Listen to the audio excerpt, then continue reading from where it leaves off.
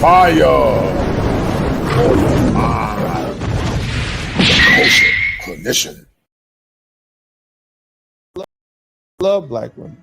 I love decent, hardworking, God-fearing black women who support their families. Yes, sir. I don't like degenerate, lying, false testify-giving women who put their man on child support, even though he's been paying for you, and then turn around and lie to the court and say you're a deadbeat daddy, and who alienate their children from their father. I don't like those type of women, and I will call them to the mat each and every time for their lies and their disparaging statements about black men, largely because that's what a father does. See, my sons turn 18, they will inherit the mantle of black men. Right. And all the negativity and the tropes that go with it. And it's not fair for my children, for my babies, to inherit that trope because they didn't do anything. They're innocent. As I said earlier,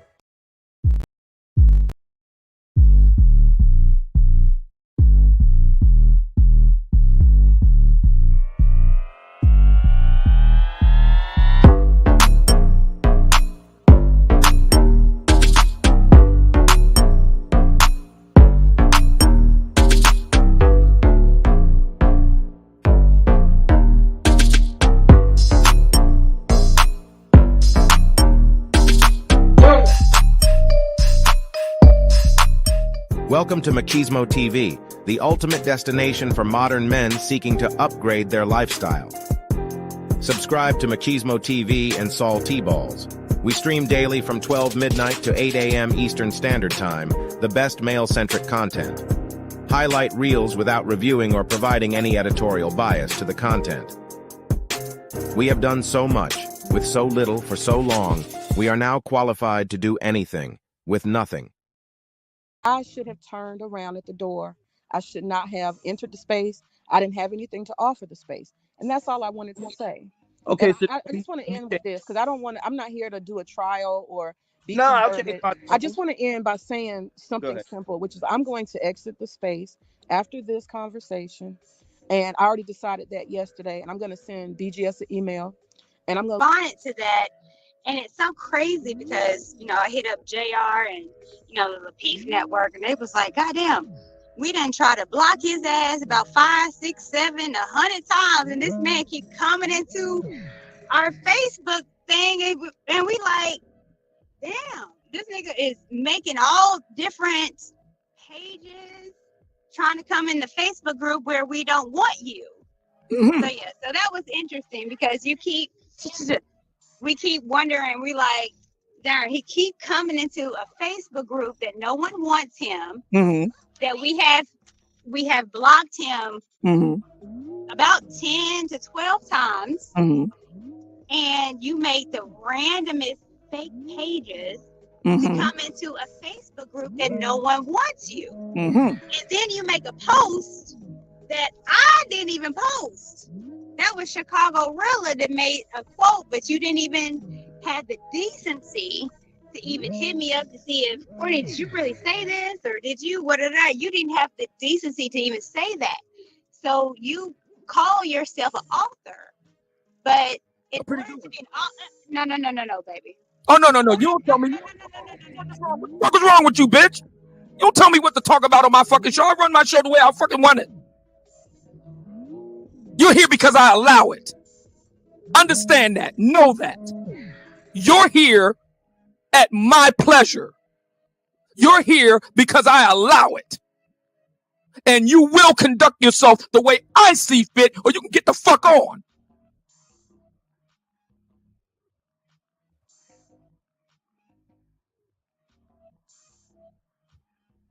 What is wrong with you? Okay. One second here. Let me acknowledge Kosher Clinician. Thanks for being in here. Whoops. Sorry about that. Let me get back to that. He's saying male silence and oppression leads to mental health crisis.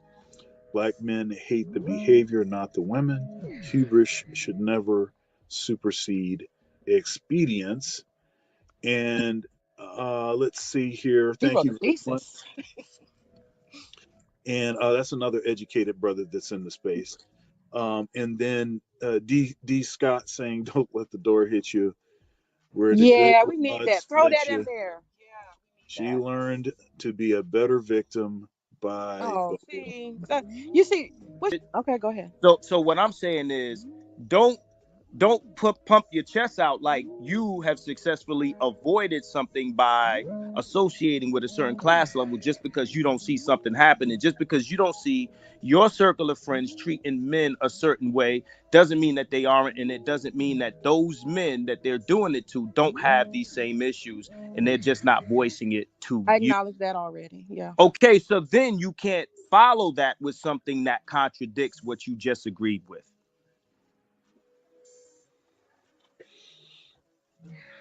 And that's a checkmate, man. I mean, if that's what you're looking to score points, that's fine. No, Okay. I'm not scoring Yeah, points. don't do that. It's Don't do nah, don't do no. No, I It's mean, I'm not here to try to convince anybody of anything. I'm not trying to I'm prove anything, listen. brother. If I'm that's not. Can't play with them, can't trade with them, can't do it. Then you know I got to play it. God damn it, Cannot play with them. Cannot win with them. Cannot coach with them. Can't do it. can't do it. Now, Miss Courtney Michelle, we're going to bring you back up here. The third time is the charm. We're going to stick to the topic this time. Okay, the topic is statements that were attributed to you. You said you didn't make those statements. Fine, we'll take that off the table. We are also talking about Nicole Michelle's recent remarks about black men ragging on black women's weight when they ain't even got no money. My response was, why are you focusing on black men who are broke? Focus on black men who have means, who want to marry black women. That is the argument. Your response. Well, I agree. We need to focus on that. So why do you think Miss Nicole Michelle, who is a matchmaker, femininity influencer, why is she focusing on black men like me, for whom everybody knows I'm a confirmed bachelor, I will not marry? Why is she focusing on black men like me? Well, I think that she might be focusing on black men like you, while I am focusing on the black men like you, is because you're being super focused on black women, where if they don't want you, if they say they don't need you, then fuck them. Quit talking about them. Leave them alone. If they are telling you they don't want you, they don't need you, whatever, leave them alone. Stop talking about them. Cynthia G, if she wants to do all this shit, leave her alone. Why focus on women that don't want you? Oh, I can answer the question. Should you not focus on the women that do? Oh, okay, I'll answer your question. So you clearly are not familiar with what goes on here. This is entertainment. I get paid. Hang on, easy. I get paid to talk about the numerous ways in which black women annoy me, and so many. Let me finish. And in so many black men can relate to what I'm saying because they get annoyed by black women too. So what I'm doing here, this is a money-making enterprise. It's a money-making grab. This is a money-making enterprise. The red pill is a whole scam. It's not a scam. Yes, it is, because No, you are focused. No, it's not. Let me talk. You're focused on women that don't want you. I'm focused on their women that fuckery. want you. I'm focused on their fuckery. No, you're not. Yes, I am. Well, okay, that's fine. You're focused on black women fuckery. That's what you've always black done. female fuckery, yes. However, you are the problem. How am I the problem? You're the problem because every woman and every black woman is not that. I never said they were. Okay, then focus on the women that want the black I women. am telling you why I do what I do. You do what you do because you want money. It is entertainment. Because it's a scam. That's what I do. This is not a scam, madam. You don't know what scam means. This is entertainment. People are not calling me to not get entertainment in return. People pay me because I offer a service. The service I offer is a talk radio style show in the manner of Howard Stern, Tom Likas, Rush Limbaugh. I'm just black. and I talk about how women in the community annoy the fuck out of me. And I do it in a very entertaining way. And I get paid very well to do it. That is not a grift. That is not a scam. That's not red pill. That is entertainment. I use black women for entertainment. The black women, I'm gonna go with your thing. The black women who want me, I clown the fuck out of them. How about that? I take it out of their hide. How about that? I take it out of their ass. How about that? How about that? That's what I do. And I make it entertaining, and I make it funny, and I get paid very well to do it.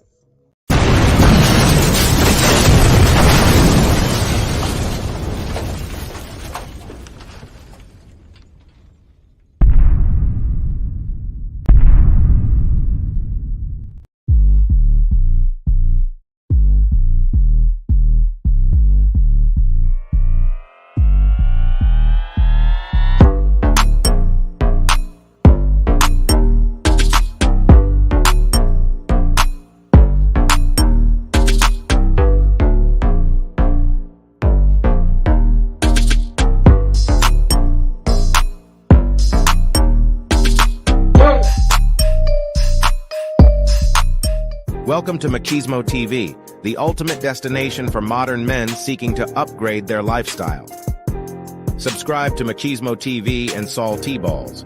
We stream daily from 12 midnight to 8 a.m. Eastern Standard Time, the best male-centric content.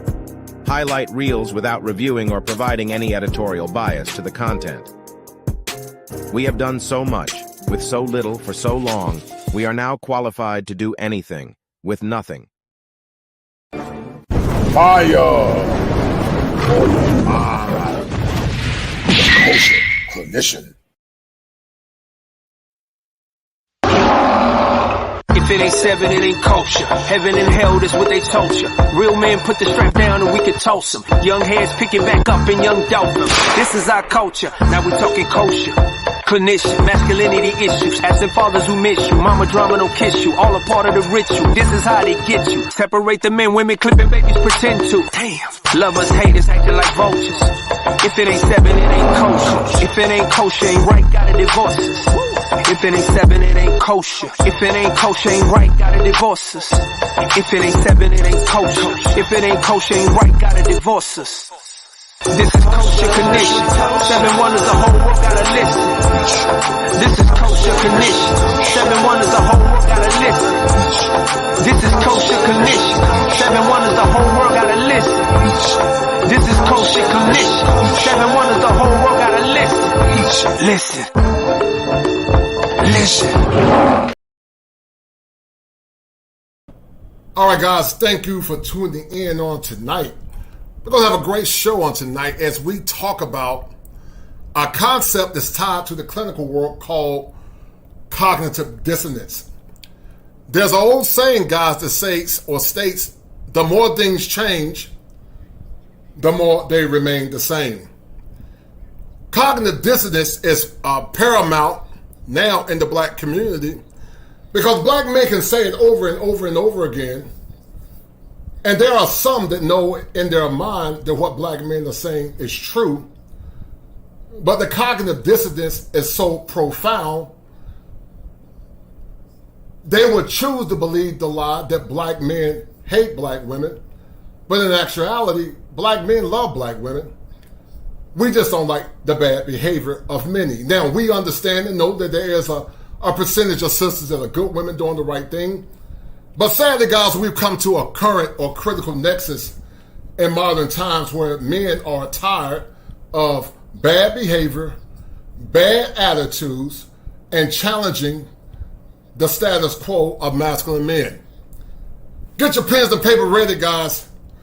I'm about to drop some fire for your mind on tonight. Let's do it.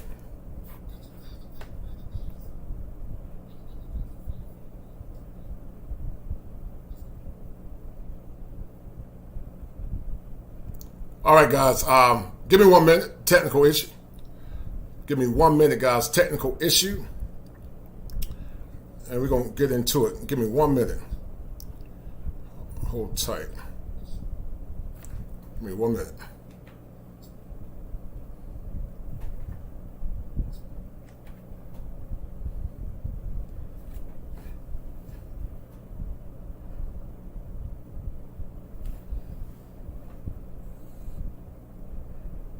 Testing.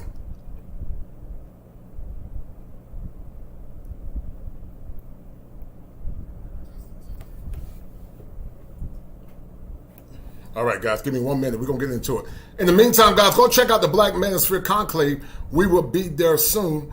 And if some of you men that are listening have been emasculated, go check out my book by my man Edward Fields IV. Check it out. Have you been distressed or perplexed? Emasculated. A book written by Edward Fields IV. Everything that needs to be known about men in modern time. Listen, men are not complex. They are misunderstood and unappreciated. Learn what men really feel, think, and desire. Also observe their struggle for acceptance, love, and belonging. A must read for every man in this classic book by Edward Fields IV. Emasculated. Go get your copy now.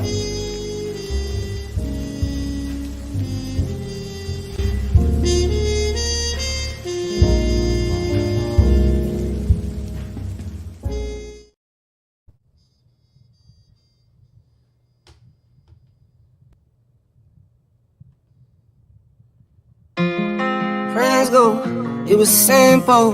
When the ends low, switch the tempo.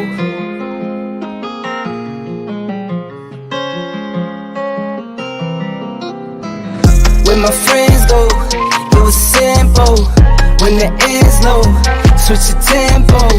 I got right, I got heart, I won't die, I'ma fight. I go down, bet I strike. I go hard day and night, yeah. I go hard day and night, 1-to-1, no surprise. See the hate in their eyes. My brother's blood money bleed. I got the game in the squeeze. What would you do for some green? What would you do for some blues? Go pick and choose, the family the cheese. Some people not built like that. Some people get killed like that. Pressure like water, lights, mortgage. I been at bills like that. Now I got kids like that. No wonder why I feel like that. Some people go to war for nothing. Me, I go to war for some. Some people need knives and guns. Same ones just talk and run. Some people go to war for none. Me, I go to war for some. Some people need knives and guns. Same ones just talk and run. When my friends go, it was simple. When the ends low, switch the tempo. I got right, I got heart, I won't die, I'ma fight. I go down, bet I strike. I go hard day and night. Money on the line, keep calling. Money on the books, need all that. My kids, they'll be ballin'. Got a real bankroll, not for Instagram. My mama on the line, keep calling. Praying for me, know I need all that. Told me it's not about ballin'. Real blessed, but I'm still sinning, man. What would you do for a win? What would you do for your friends? What if this life is a foe? What if it alls pretend? What if you roll to the end? What if you started again? This is real life, not a game. I fight my battles to win. But some people go to war for none. Me, I go to war for some. Some people need knives and guns. Same ones just talk and run. Some people go to war for none. Me, I go to war for some. Some people need knives and guns. Same ones just talk and run. When my friends go, it was simple. When the ends low, switch the tempo. I got right, I got heart, I won't die, I'ma fight. I go down, bet I strike. I go hard day and night.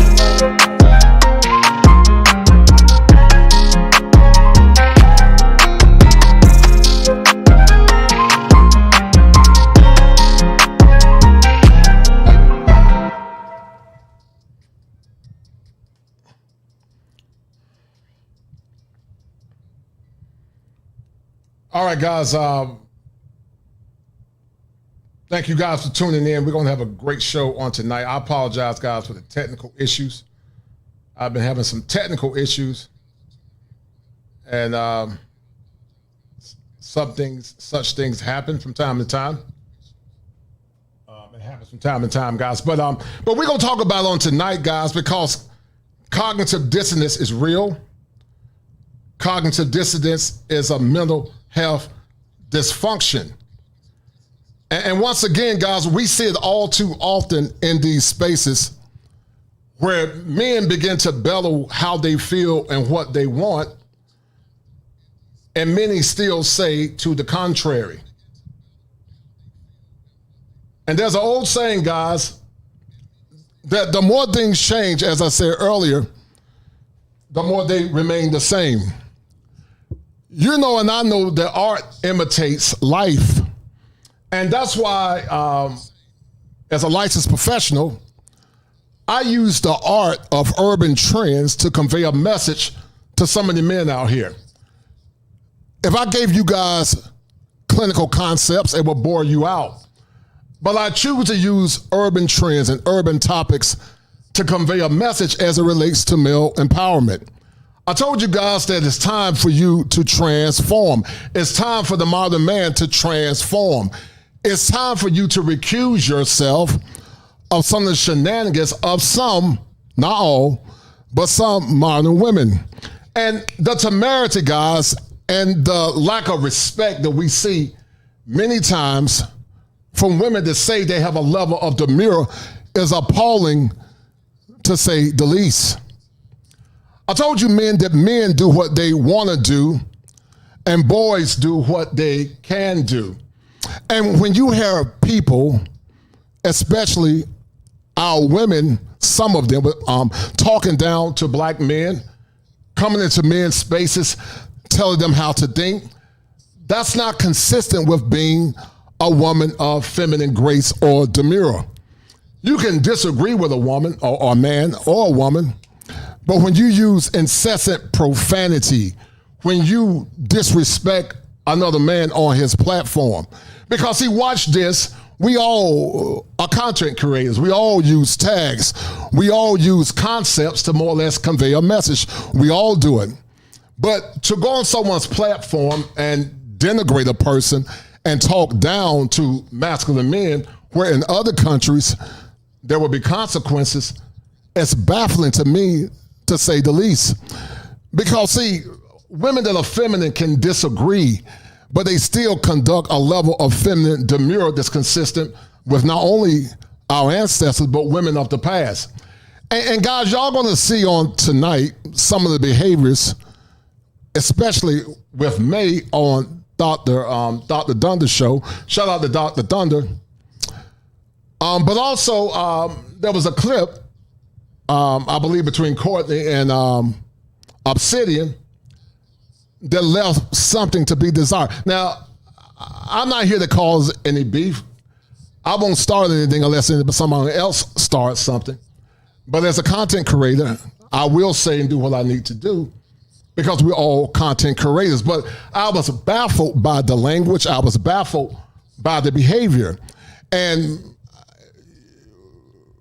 when men continue to have these conversations, what people don't understand is this. There are still young men on the conveyor belt called life. There are still young men that are on the conveyor belt. They have stories. They have issues. And many have not heard their stories. Many times as a professional, I hear many men saying the same thing. And some might ask the question, why do they talk about the same things over and over and over again? Well, it's simple. Consistent with Dr. Yalom, he talked about group therapy, and this is a type of synthetic group therapy. In group therapy, you have core elements and core principle. One is called universality. This is a universality of brotherhood, when men come together to share their stories and their pain. One is called sharing the information. When men come together in these spaces, they share information based on the evidence and the behaviors that they're seeing. And the last one is called corrective recapitulation. That basically means that men are going back in the past to correct what they struggle with and to reclaim the burdens of the past and the pain and the hurt that they struggle with as well. These spaces, guys, give men the right to say and to do what's best for them. And we understand that there are outliers in these spaces. We understand that there are men that sometimes take things to extreme, but there are extremes in all groups There are extremes in women groups. There are extremes in men groups.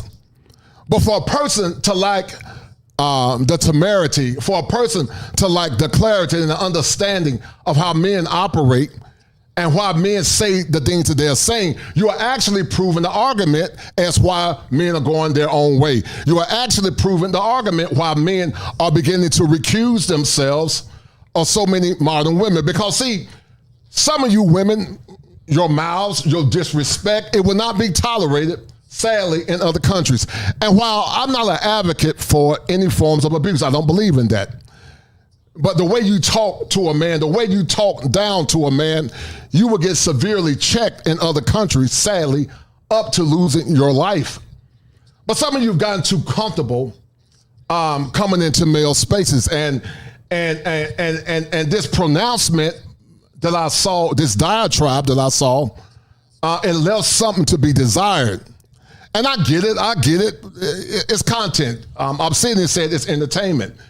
But to talk down to a man and have that level of disrespect is appalling to me. And to May, if she's listening, I have no qualms with May. But see, May, you're part of the problem as well, in part.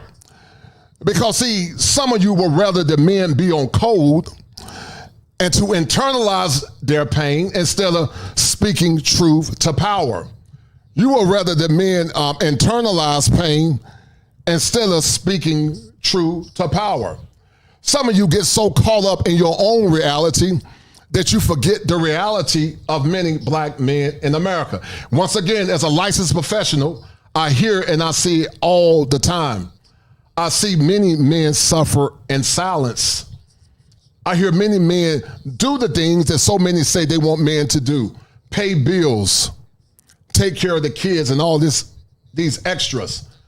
But once they do the things that some say they're not doing, they're still not getting the responses that they want. And that's a problem. And so there's an old saying, guys, that says that evil continues when good men go and do nothing. Evil continues when good men go and do nothing. And I like what Dennis Sperling said. Dennis said it better than me. Black men like good black women. Black women that are respectable. Black women that have a level of feminine demure. Black women that don't disrespect men and disrespect themselves. Black women that hold themselves accountable. And shout out to the good sisters that are listening that do that. You ladies are commendable. But sadly, it's not enough that are more or less carrying out the banner of true femininity. When men begin to speak and when men try to convey a message, they get schema afflictions. Because that schema is a maladaptive thought that's permeated in their consciousness. And the affliction is based on fear. And see, guys, one of the greatest things that's happening now is that men are waking up. Black men are beginning to understand what their worth is. I'm talking about the solid black men. I'm talking about good, hardworking, blue-collar black men and white-collar black men. Black men that have done the work in saying that we will no longer tolerate mediocrity. We will no longer tolerate women that have denigrated themselves and their bodies. We will no longer tolerate women that had a lot of fun, been ran through, like some guys say, and still at the end of the day expect a man to come back and pay full price. Listen, if you can tell a man that he's not good enough and he got to make six figures or he got to meet a certain quota, I don't have a problem with it. But I need you to listen. With the same animus that you have for that man, make sure you understand that man can come to you and say, if you had the kids by multiple men, if you don't know how to carry yourself as a woman, you can take your ass on as well. Because see, it's a two-way streak. It's a two-way streak. Women got a right to say what they want in a man. I don't have a problem with that. But conversely, when men begin to say what they want, guys, then it's a problem. Because see, they want the right to first refusal. They want to tell you how to think as a man. They want to challenge your authority. They like self-awareness. And I told you men this, I told you guys before in the past. The woman that you marry is the most important day of your life. Whoever you marry, it's the most important day of your life. You want a woman that can help you. You want a woman that can encourage you. You want a woman that can inspire you to become the best version of yourself. You want a woman that is mature enough to control her feelings. That's what you want as a man. But see, the problem is with many modern women, because they haven't been taught how to be wives, they like the soft skills to be ladies. They don't understand how to flow in their role as a woman. Many have competing agendas. And when men see it and when we uncover it and when we talk about it, they get triggered. And it's not so much we're trying to trigger them. I promise you that's not the case. But what we're trying to do, we're trying to awaken the blue-collar brother that makes $60,000 a year. We're trying to awaken the white-collar brothers that made good choices. We're trying to awaken the men that made good choices with their lives and understand that you have options. And at the end of the day, she doesn't determine what you get in a relationship. You determine it. She doesn't set the bar. You set the bar. But see, many times in modern day, women of old understood that they had to become what a man wanted her to become instead of telling a man what he wants. I did a show, guys, in the past entitled Black Love Without Consent. And I call it Black Love Without Consent because we never asked black men what they wanted. My grandmother was a virgin when she got married. So was my mother. And my parents have been married for over 60 years, over 50 years. And it was a gold standard back in the past, guys, to demand something from a woman. And in return, that man gave that woman something back as well. See, men are the buyers and women are the sellers. But see, the modern woman wants to dictate to you what she's what she's selling you. And she want to tell you what the price should be and that you should take the price. But see, in a healthy relationship, there's a concept called behavioral modification. With healthy behavioral modification, the man benefits and the woman benefits. We call it a symbiotic relationship. In positive reinforcement, the man benefits and the woman benefits. And that's the difference between the two. But sadly, many times here in America, many men have been conditioned because they haven't or have not seen or had masculine fathers. They don't think like men. They think like how their mothers have taught them how to think. It's a condition called over-identification, introjection, internalization. Introjection leads to internalization. Internalization leads to identification. And when they get upset, it turns to projection. And so this is like a karmic cycle, guys, that many of you see in some of our men. They have not been taught to demand what other men demand in other countries. See, men, what you tolerate, other men in other countries, they don't tolerate that. They don't tolerate disrespect because it's a consequence. When I was in Brazil, I saw it firsthand. And so my mission is to raise the vibration and the frequency of your mind. My mission is to give that fire for your mind so you can not only become enlightened to what you deserve as a man, but my mission is to block those neural pathways that has been embedded inside your brain due to trauma. And some of you men, your synapses in your brain have been blocked because you've been so traumatized and your worth has been so minimized that when equitable men try to teach you the truth, you can't receive it because you still remember what others said. And once again, guys, cognitive dissonance is when a person feels discomfort because, see, they know what you're saying is true at their subconscious, but they don't want to accept it. And it becomes cognitive dissonance. And Dennis Berlin said it better than me. Black men love black women, but I challenge black men to no longer take bad behavior. I love black women. I love decent, hardworking, God-fearing black women who support their families. Yes, sir. I don't like degenerate, lying, false testify-giving women who put their man on child support, even though he's been paying for you, and then turn around and lie to the court and say you're a deadbeat daddy, and who alienate their children from their father. I don't like those type of women, and I will call them to the mat each and every time for their lies and their disparaging statements about black men, largely because that's what a father does. See, my sons turn 18, they will inherit the mantle of black men. Right. And all the negativity and the tropes that go with it. And it's not fair for my children, for my babies, to inherit that trope because they didn't do anything. They're innocent, as I said earlier. And Dennis is correct. It is a negative trope. And it's a condition called overgeneralization, or in general. In general, if you look at it on the bell curve, it basically means the average. When you generalize something, you're saying on average.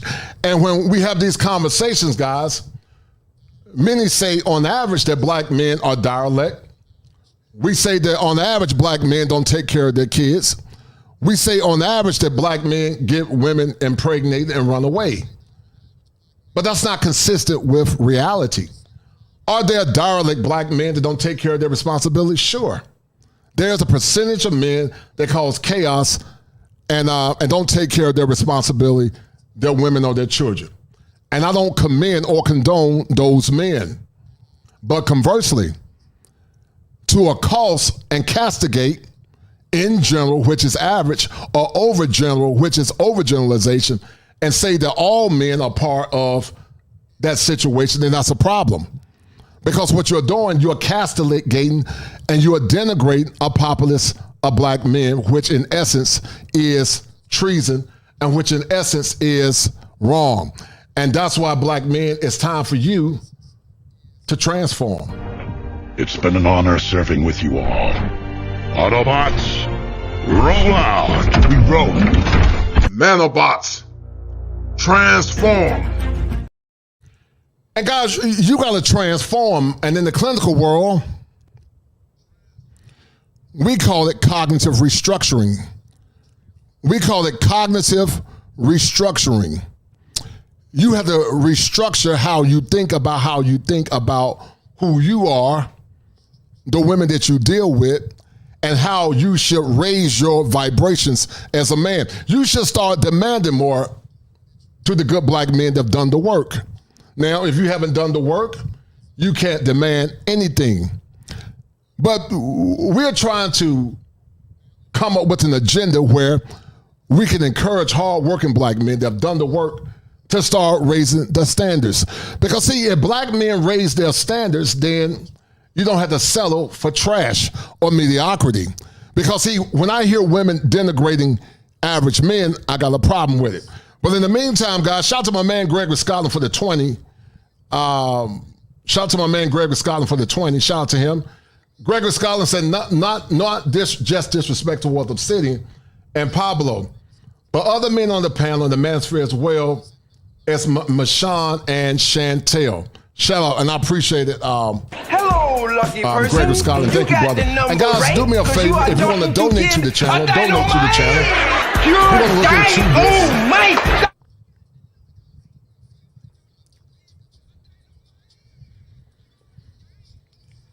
We're going to look into this, guys, and we're going to look into the behavior. But more importantly, I did this show to talk about May, but there was a clip that I saw that I clipped out on Obsidian's show, and I'm going to critique it, and I'm going to be fair in my critique.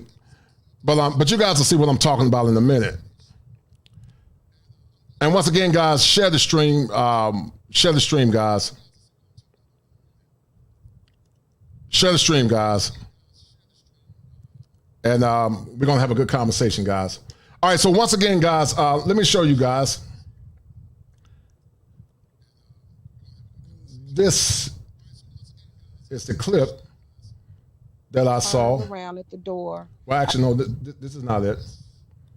Hold on.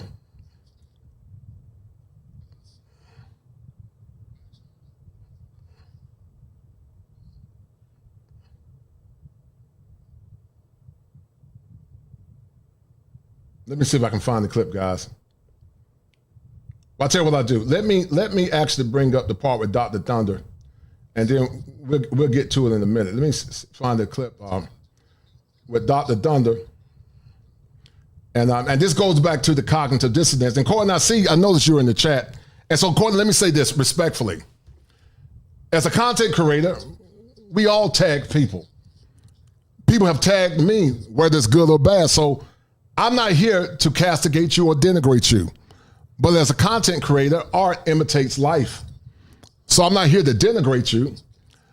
But will I use tags? Of course I will, just like you have and other people do, because it's part of content creation. So I don't understand your qualm in the chat. So I would ask that you refrain from such, because I didn't tag you to denigrate you per se. I tagged you just like I tagged Obsidian and others to convey a message. I tagged Obsidian and also I've tagged you. So I don't understand what your qualms are, but we're gonna move forward anyway, guys. And I'm gonna show you guys how this woman named May is part of the problem. When I find that clip, I'll go back to it in a minute. Hold tight. Reflective. I'm reflective. And I had to do some deep reflection. And hold on, guys. As painful as it was to humble myself and have a conversation with BGS, because I disagree with so much, I think it was really helpful for me, because it helped me be clear that I don't belong here. I never was supposed to be here.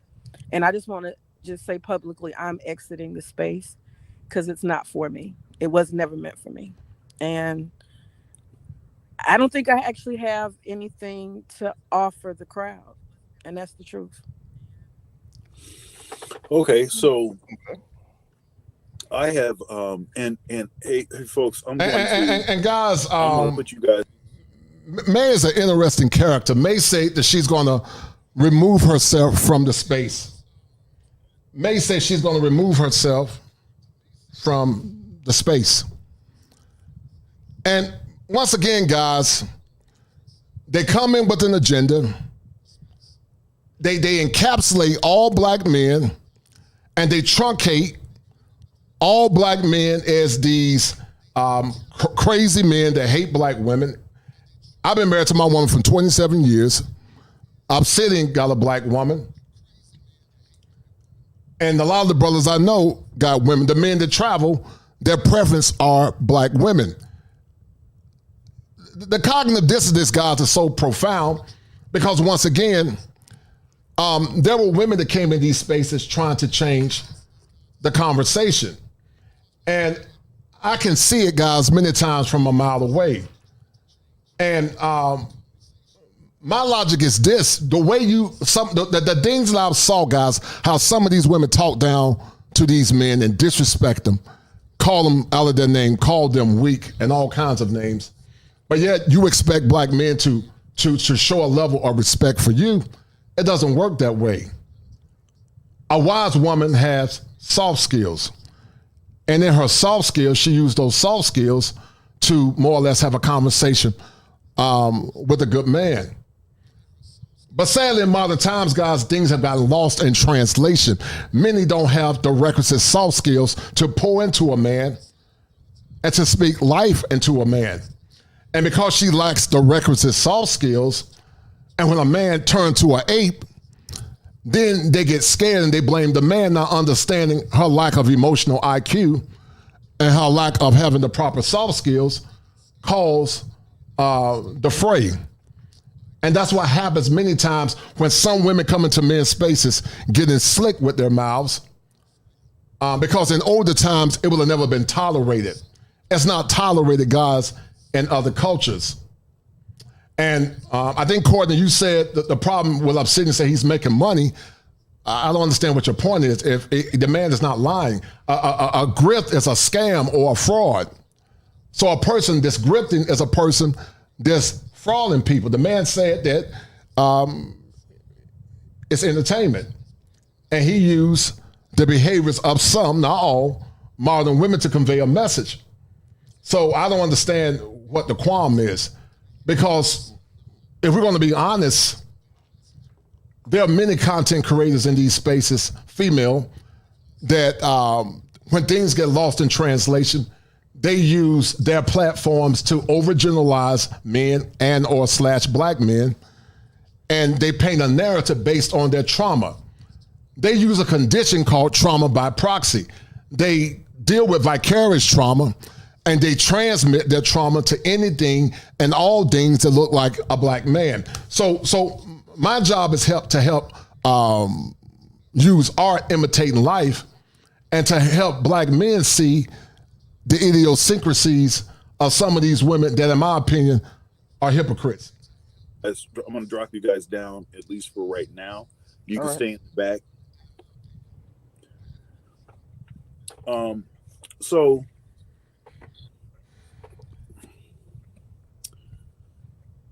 I have been critical of two types of women that are in the space, involved in the space, who I describe as being Keisha and who I describe as being Karen. The homeless problem is getting worse. It's not getting better. Crime is getting worse. It's not getting better. Now, these are just general sort of archetypes. It's in no means is the desire to make fun of somebody's actual names. There can be a Keisha that someone named Keisha that is not not a Keisha, and there can be someone named Karen that is not a Karen. Okay, just for clarity. But Keisha thinks that she's supposed to have an equal vote. Keisha believes that the conversation should be palatable for her. And guys, Dr. Thunder used he used a lot of demure, and he used a lot of clarity and a lot of patience. Shout out to Dr. Thunder.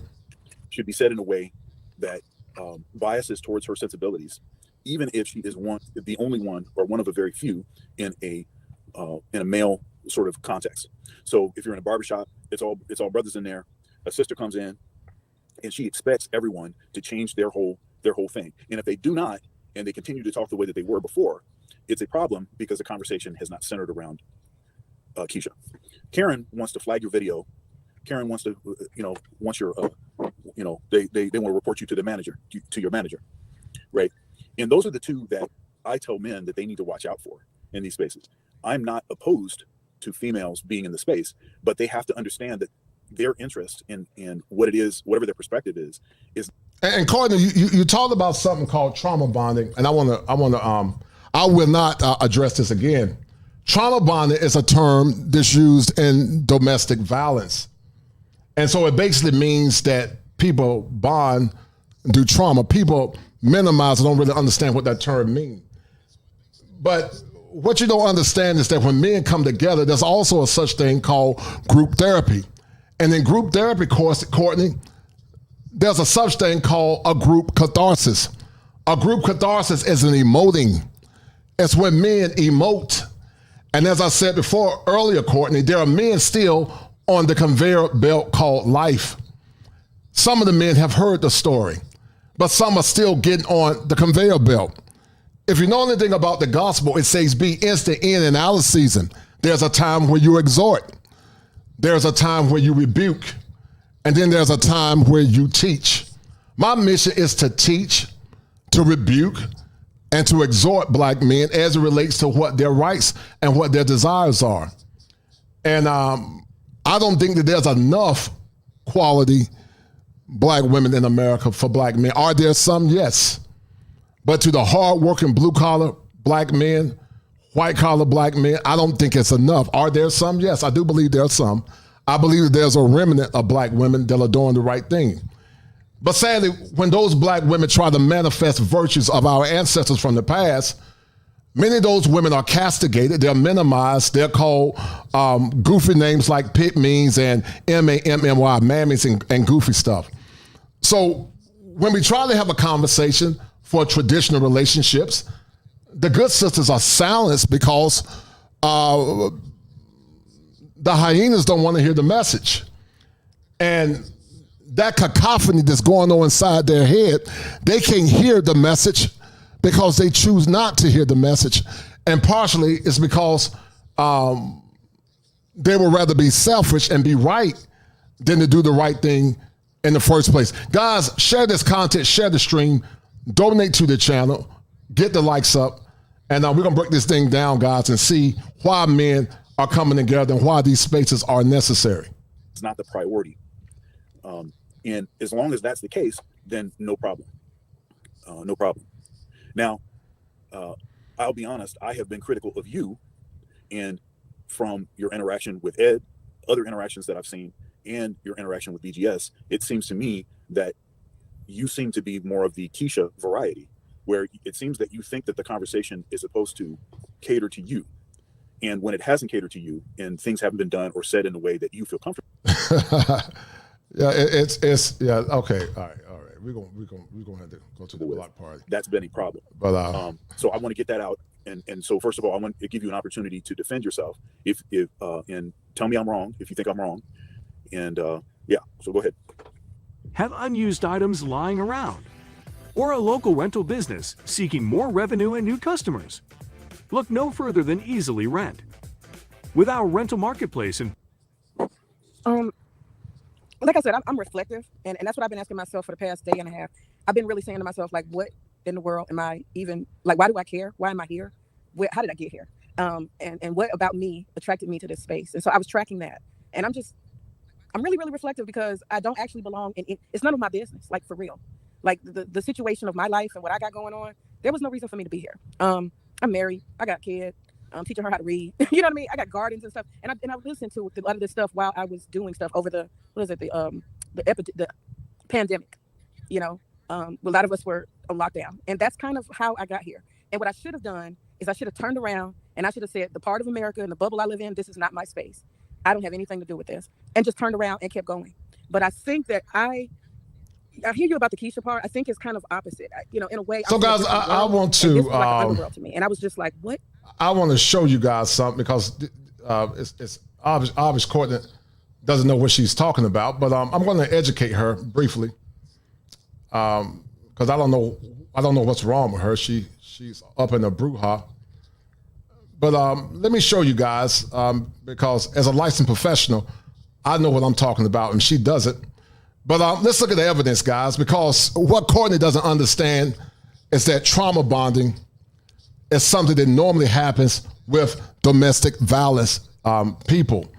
And let's say men are trauma bonding. Let's say if they are, what's your problem? What's the problem? When men don't have voices, and now all of a sudden when men are beginning to have a voice and we're saving the lives of men, you have a problem with it? You should want men to have voices. The fact that men can have voices could actually reduce them being violent towards someone else or deleting themselves. But let me show you guys something because many people are ignorant and they overuse the whole concept of trauma bonding. So let's look at what trauma bonding is.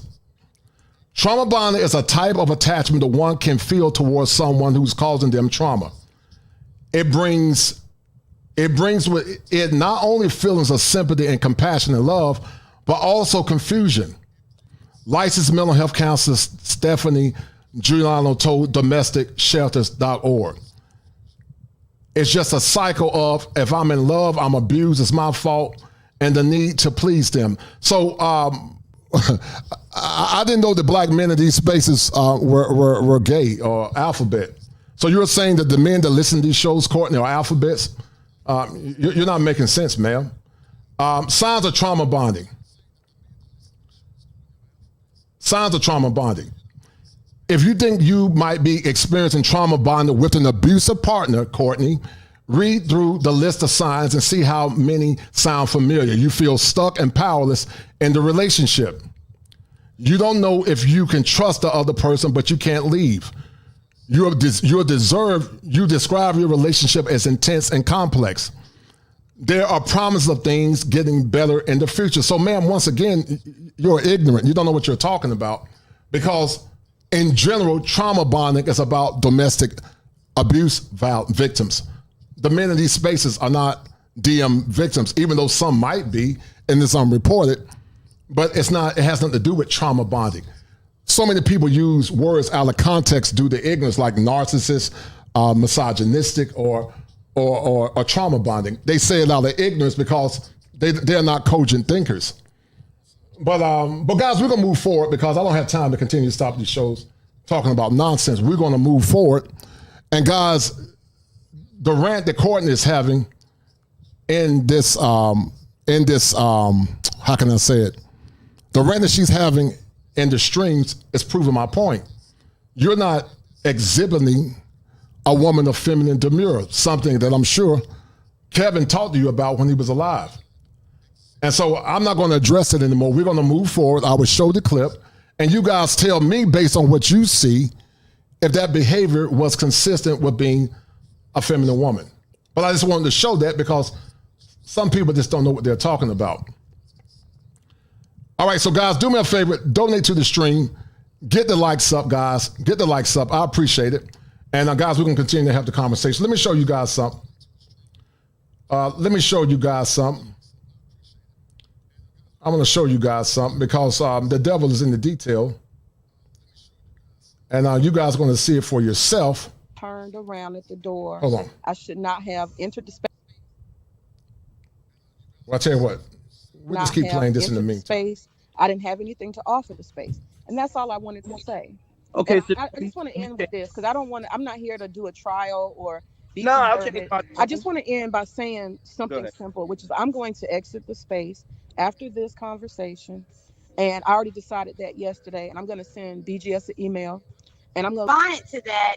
And it's so crazy because, I hit up JR and, the Peace Network, and they was like, God damn, we done try to block his ass about 5, 6, 7, 100 times. And this man keep coming into our Facebook thing. And we like. So guys, my point is, let's take in consideration all of if what this person is saying Obsidian did. My question to you guys is are these behaviors consistent with being a feminine woman, a woman of faith, a woman of righteousness, and a woman of feminine demure? That behavior, in my opinion, is not consistent with that. And the conversation, guys, is wrapped around the prefabrication that black men hate black women. That's the whole purpose of having the conversation. And I use this clip to prove that if Obsidian really hated black women, Obsidian would have never had Courtney on the show. And he brought up 3 times, not 1 time, but 3 times. And in other cultures, guys, men don't even allow women to keep bumping their gums and disrespect the men. They just boot them out. But that's the problem with American men. American men are too egalitarian. They are too egalitarian because other cultures of men would never tolerate. And you're going to see if Courtney was more or less operating in a feminine way, operating as a feminine woman and using soft skills, then Obsidian would have never came or got out of character. You can't disrespect and talk down to a man and then expect that man to be calm. You can't come aggressive to a masculine man and expect that man not to come back towards you being aggressive and masculine. That's why when men come to other men, we got to temper how we talk to other men. But you guys can see it for yourself. Hold tight. Like, damn, this nigga is making all different pages, trying to come in the Facebook group where we don't want you. So yeah, so that was interesting because we keep wondering, we like, darn, he keep coming into a Facebook group that no one wants him, that we have we have blocked him about 10 to 12 times, and you make the randomest fake pages to come into a Facebook group that no one wants you. And then you make a post that I didn't even post. That was Chicago Rilla that made a quote, but you didn't even have the. Shout out to my man. Shout out to the brother. Shout out to my man, R2D1. Your insights appreciated, good brother. Thank you. And brother, you and Gregory Scotland are the #1 sponsors of this stream.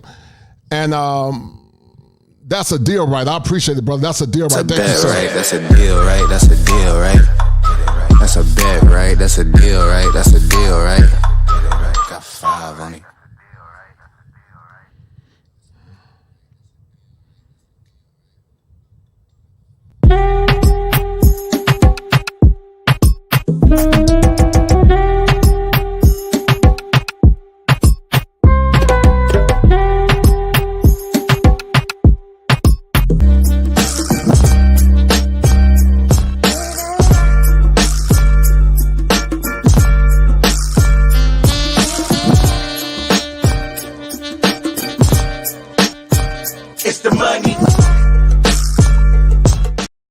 And guys, that's what I mean by cognitive dissonance and also egocentria. You can show them the evidence and they'll still argue with you. And that's a sign of being delusional. I just showed this young woman the evidence and she's still arguing with me because she denies the evidence. She becomes enraged when you present them with the evidence. They argue to ad hominem attacks where they attack the messenger instead of the message, and they will fight you or flee because of cognitive dissonance.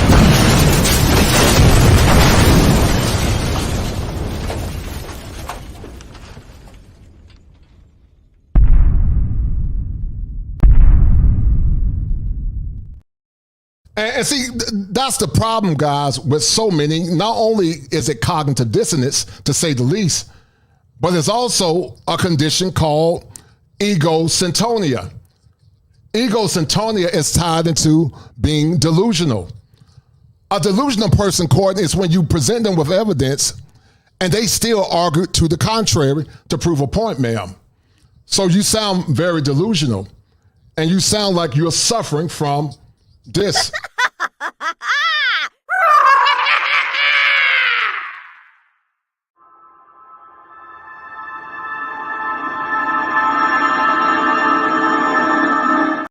And guys, that's what egocentria is. That's what egocentria is. You're seeing it on full display. You're seeing it on full display, guys. You're seeing why black men are beginning to recuse themselves, because a woman that has feminine demeanor, a woman that's couth, a woman that knows her place, a woman that understands and respects order, doesn't argue back and forth with a man. She just bows out gracefully. But you know, guys, I told you they always show who they are. They always show who they are. And Courtney, sadly, you are showing who you are. Because see, once again, Teddy Pendergrass said you can't hide from yourself. Everywhere you go, there you are. You can't hide. And so I just showed you that trauma bonding is a word that people use out of ignorance because they don't know what they're talking about. And the word trauma bonding is mostly and it generally is used with domestic violence victims. So I submit to you, are you saying that the men in these groups are part of Alphabet and they're trauma bonding based on their experiences with other men? Because you're not making sense, ma'am. Shout out to my man, The Quiet Storm. He said, for tonight's therapy session, a licensed medical professional who has practiced for decades does not have to explain himself to the ignorant. You're correct. Your patients can vouch for your work. And you're 100% correct, brother. And that's a deal, right? Thank you, sir. That's a bet, right? That's a deal, right? That's a deal, right? That's a bet, right? That's a deal, right? That's a deal, right? Got 5 on it.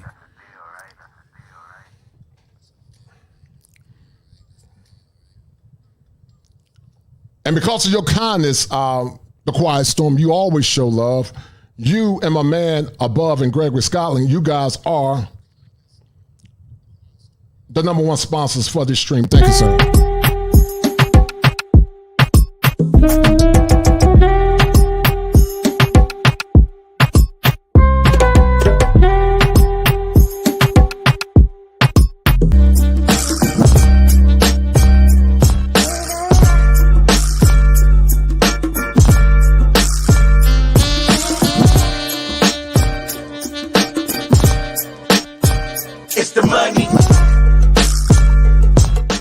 And you know, women like Courtney, then not only did she denigrate, she not denigrate Obsidian, but she denigrated Messy Michon, and she denigrated Chantel Simone. And you don't have to agree with those content creators per se. But Courtney, once again, I expect better from you if you're a woman of faith, if you're a woman of peace. The gospel says, Courtney, follow peace with all men. And the gospel also say, put a bridle over your tongue. And the fact that you're challenging a man that is highly educated, 100% highly educated, more educated than you, have several degrees, went to a prestigious school, it's problematic to say the least. And see, guys, this is the problem. In other countries, other black men would never have to qualify themselves to a woman. But you got a woman still in these spaces arguing with a professional man, but not only a professional man, but a man in general. So the question is, would she argue to a white doctor what his credentials are? No. But you expect black men to protect you, love you, and die for you, and you're in your feelings because you're in a tag. I'm just here to use this as therapy, art imitating life. And your behavior proves the point. The conversation was not solely about you. It wasn't. It was really about May, whatever her name is. But I saw the clip from Obsidian's show, and many say over and over again, I've heard you say it, that black men hate black women. And we don't hate black women. We hate the behavior that you're seeing and using right now. That's what we hate. We hate the behavior, ma'am. We hate the behavior. And because you have cognitive dissonance, ma'am, not only do you not understand it, you lack the self-awareness to see it. And that's why men are checking out. And that's why men are catching flights. Shout out to my man, RD2D1. He said for the 20. He said, right, keep applying pressure, standing with you, no doubt. I appreciate it, R2D1. Thank you, sir. Right? That's a deal, right? That's a deal, right? I appreciate it. That's a bet, right? That's a deal, right? That's a deal, right? Got 5 on it.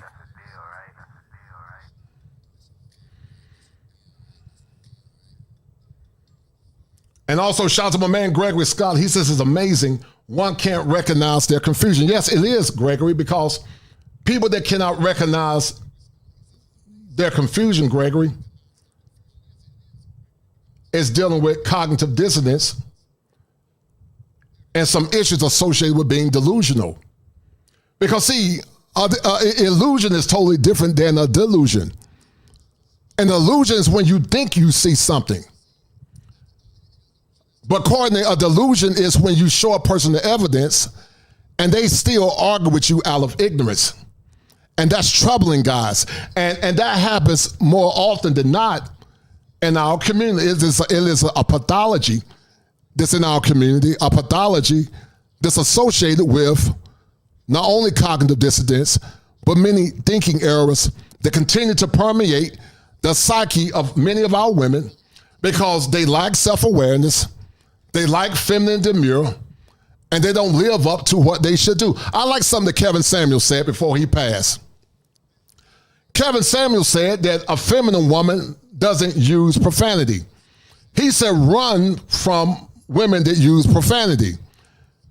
And Courtney, you were a disciple of Kevin Samuel's. but you use a lot of profanity. You say that you're a woman of faith, but you use a lot of profanity. And I got a problem with that because you're not being a good ambassador of the things that you claim to be. Now, I stand before you guys as an imperfect man, but I don't go around claiming the faith. I grew up in church, but I don't live it like I used to. But you don't hear me going around talking about I'm in the faith and God and love, but you're using profanity live. You're not manifesting the fruits of the Spirit. You're not showing yourself or demonstrating yourself as a couth woman. But yet you got the nerve to challenge my credentials because you have cognitive dissonance and you have schema afflictions, ma'am. You sound delusional. And guys, that's why I tell you men to travel abroad, guys. And that's why I tell you guys to pack your bags, come down to the Manosphere Conclave where we will continue to empower black men.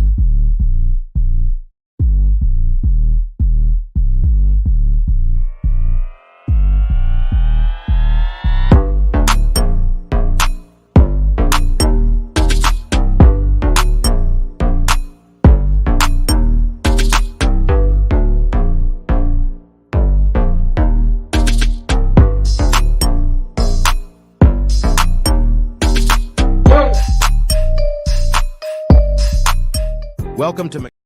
This is part of what men do. This is part of men beginning to wake up. And these spaces, guys, as I said once again, is part of Dr. Yalom's when he talked about a group catharsis. Men are coming together in groups to emote their pain through the spirit of universality and through the spirit of brotherhood. And that's why these conversations are so powerful. That's why so many want to sabotage the message and sabotage what men are saying because they have schema afflictions. Many have schema afflictions. They have a maladaptive thought process, and that maladaptive thought process posits and says this: black men are no good. Black men don't like their women. Black men are weak. Black men can't lead. And because black men are beginning to wake up, their affliction is based on pain and it's also based on fear. And so when you hear women pushing back, it's due to pain or fear due to that maladaptive thought that they are having. And that's why I tell you men to recuse yourselves if you've done the requisite work, if you've done the proper internalization. Find you a woman that can respect you and honor you because you determine what she's worth. She doesn't when it comes down to marriage. Now, she might determine or say she has value in herself based on how she determines. A woman has her own value based on her own subjective qualifiers. But as a man, when it comes down to this ring, when I married my wife had to become what I wanted. She didn't tell me what she was going to give me. She had to become what I wanted. And men, when you start telling women what they must become, instead of them telling you what they're going to give you, that's when you'll start taking your power back. And they don't like the fact that men are waking up. They're becoming the mantle and the exemplars of their grandfathers. And they don't like it because now the power is out of their hands. The power is back in the hands of the man, and they don't like it. And so, guys, we're making traction as men. When people begin to attack you and come against you viciously, it means that you're saying something that they don't like. Because for this woman to come in these spaces, and Courtney, you can use the clip, I don't care. It doesn't bother me because the truth will stand when a lie won't. But that's the problem, guys. You gotta show a level of demurrer if you want men to respect you and to show you a level of grace. And you're gonna see that sadly this woman didn't show this man any grace to the point that he got out of character. Decency to even hit me up to see if, or did you really say this, or did you, what did I? You didn't have the decency to even say that. So you call yourself an author, but it's to be an author. No, baby. Oh, no. You don't tell me. What was wrong with you, bitch? You don't tell me what to talk about on my fucking show. I run my show the way I fucking want it. And just like Courtney came on Obsidian's show, denigrating him, telling him what to say on his show, that's not consistent with a feminine woman. That's not consistent with a Kevin Samuelite. That's not consistent with a woman of professed faith. That's not consistent. Because if you were a feminine woman, you would have used feminine demure, but you came with an agenda, just like you came with an agenda when you came to my channel. And you came with an agenda because you think because I'm a professional man, I gotta be a softy, and I'm not. I'm a man first, and I'm a therapist last. My background is very extensive, law enforcement, education, and a therapist. I'm highly educated. But see, guys, this is what happens when you don't become the man they think you should be. They struggle with it because they're not used to seeing black men speak in the manner that we're speaking. But the way we speak, guys, in other countries is normal. And that's why I tell you black men that have done the work, get your passports, start elevating your standards, and get you a woman that can be part of your program. You're here because I allow it. Understand that. Know that. You're here at my pleasure. You're here because I allow it. And you will conduct yourself the way I see fit, or you can get the fuck on.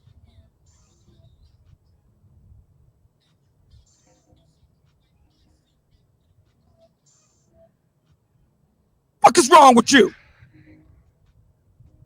Okay. One second here.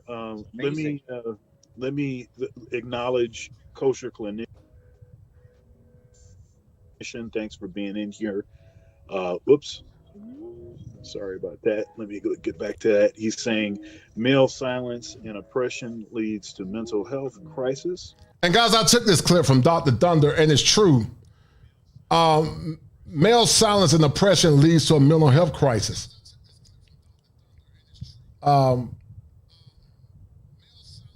Men hate behavior, not the woman. Hubris should never supersede expedience. And I stand on that. Black men hate the behavior, not the women. Hubris should never supersede expedience. And let's see here. Thank you. And that's another educated brother that's in the space. And then... And you notice May took the turn to say he wrote a thesis. And let me share something with you guys. I've dealt with this foolishness my whole life. So-called educated black women, when they hear black men use an advanced vocabulary or the vernacular is advanced, they'll say, oh, he used big words, or like this woman said, he wrote a thesis. And see, guys, the reason why they say that, because they don't expect nothing out of you. They don't expect you to become better. Some of them think they're better than you, to say the least. And that's why, guys, I told you, go to countries and deal with women that respect you for who you are. Many black men got to always prove their worth to average women, and some in other countries they will be subpar women. And that's why I tell you guys, man, to continue to love yourselves and not get caught up in this web of what some of these modern women are expecting you to be, to say the least. D. Scott saying, don't let the door hit you. Yeah, we need that. Throw that in there. Yeah. She learned to be a better victim by... Oh, see. So, you see...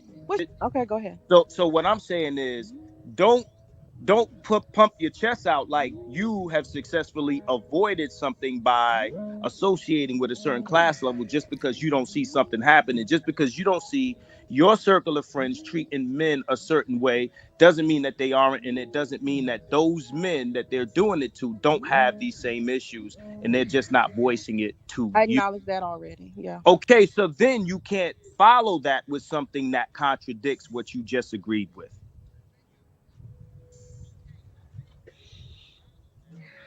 And that's a checkmate, man. I mean, if that's what you're looking to score points, that's fine. No, okay. I'm not scoring points. Yeah. Don't do that. Don't. I'm not here to try to convince anybody of anything. I'm not trying to prove anything, brother.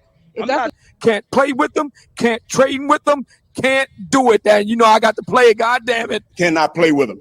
Cannot win with them. Cannot coach with them. Can't do it. Can't do it. Now listen here, guys. I'm sitting allowed this obtuse woman to come on his channel, not once, but 3 times. And she still sadly couldn't get it together. Because what's going on inside her head is a cacophony, and that cacophony is predicated on black men hate us, black men are trauma bonded, which is stupid, and black men hate black women, to the point that she denigrated Mashawn and she denigrated Mrs. Simone.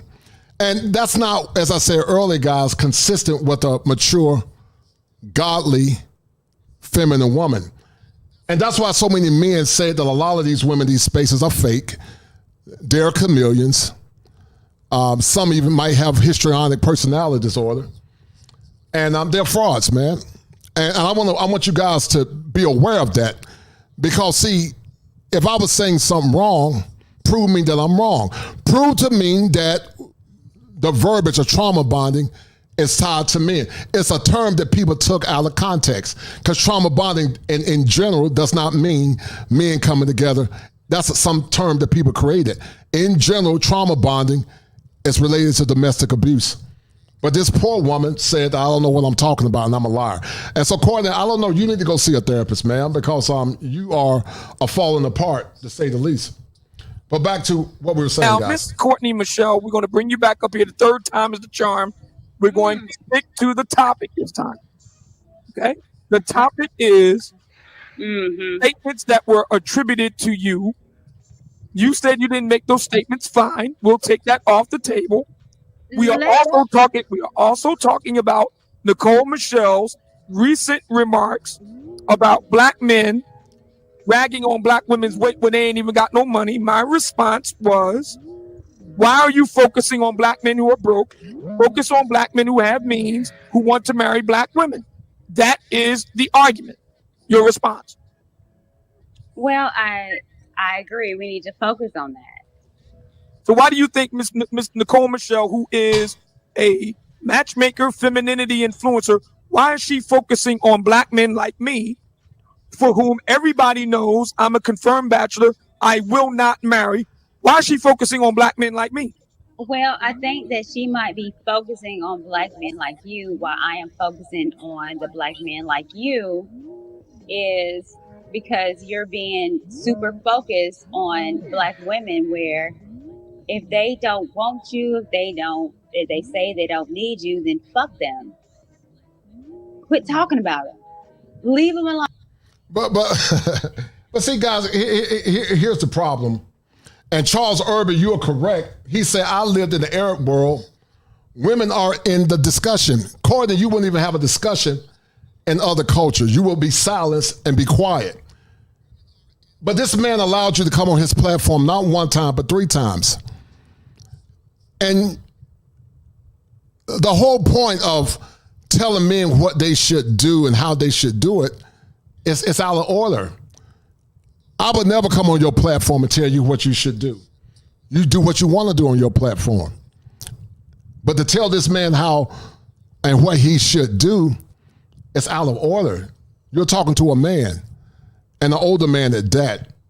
But once again, guys, women like this are proving the point. If they are telling you they don't want you, they don't need you, whatever, leave them alone. Stop talking about them. Cynthia G, if she wants to do all this shit, leave her alone.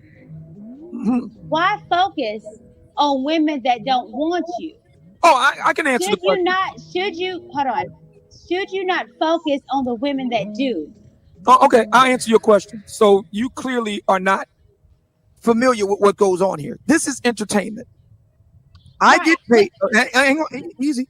I get paid to talk about the numerous ways in which black women annoy me, and so many. Let me finish. And in so many black men can relate to what I'm saying because they get annoyed by black women too. So what I'm doing here, this is a money-making enterprise. It's a money-making grab. This is a money-making enterprise. The red pill. She said it's a money-making grab. So watch this, guys. Watch this, guys.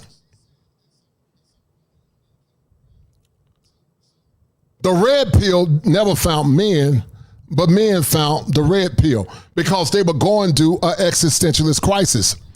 I'm going to say it again. The red pill never found men, but men found the red pill because they were going through an existentialist crisis. And they were going through an existentialist crisis because of women just like this. They were going through an existentialist crisis because they got tired of being browbeaten.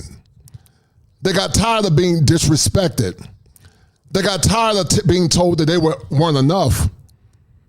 They got tired of giving their best and never got anything in return. They got tired of their pain and their struggles being minimized. The red pill didn't find men, men found the red pill. And so when Obsidian uses what he uses it as entertainment. But he also uses to talk about the dysfunctional behavior because once again, it's art imitating life. In clinical therapy, we use art therapy.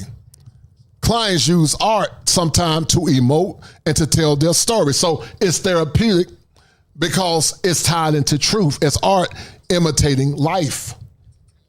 And so many men are coming into these spaces because they're trying to hear the truth. Now, are there some men in these spaces that are hustlers and frauds? I'm sure it is. It's in men and women's spaces. But the men that I know, how can it be a fraud? Because a fraud is deception. He's not deceiving anyone. So once again, Obsidian didn't give men this information. Men came looking for this information. And this information is helping a lot of men. Is a whole scam. It's not a scam. Yes, it is because No, you are focused. No, it's not. On let me talk. You're focused on women that don't want you. I'm focused on their women that fuckery. want you. I'm focused on their fuckery. No, you're not. Yes, I am. Well, okay, that's fine. You're focused on black women fuckery. That's what Yes. you've always Black done. female fuckery, yes. However, you are the problem. How am I the problem? You're the problem because every woman and every black woman is not that. I never said they were. Okay, then focus on the women that want the black I women. am telling you why I do what I do. You do what you do because you want money. It is entertainment. Because it's a scam. That's Red what I pill do. shit is a This is not a scam, madam. You don't know what scam means. This is entertainment. So guys, let's look up the definition of a scam. I'm gonna look at the definition of a scam and the grip because many people are ignorant. So a scam, guys, is a dishonest scheme of fraud. That's what a scam is. So how is Obsidian committing fraud? Fraud.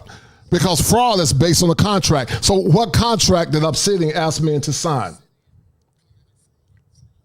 Where's there a dishonest scheme?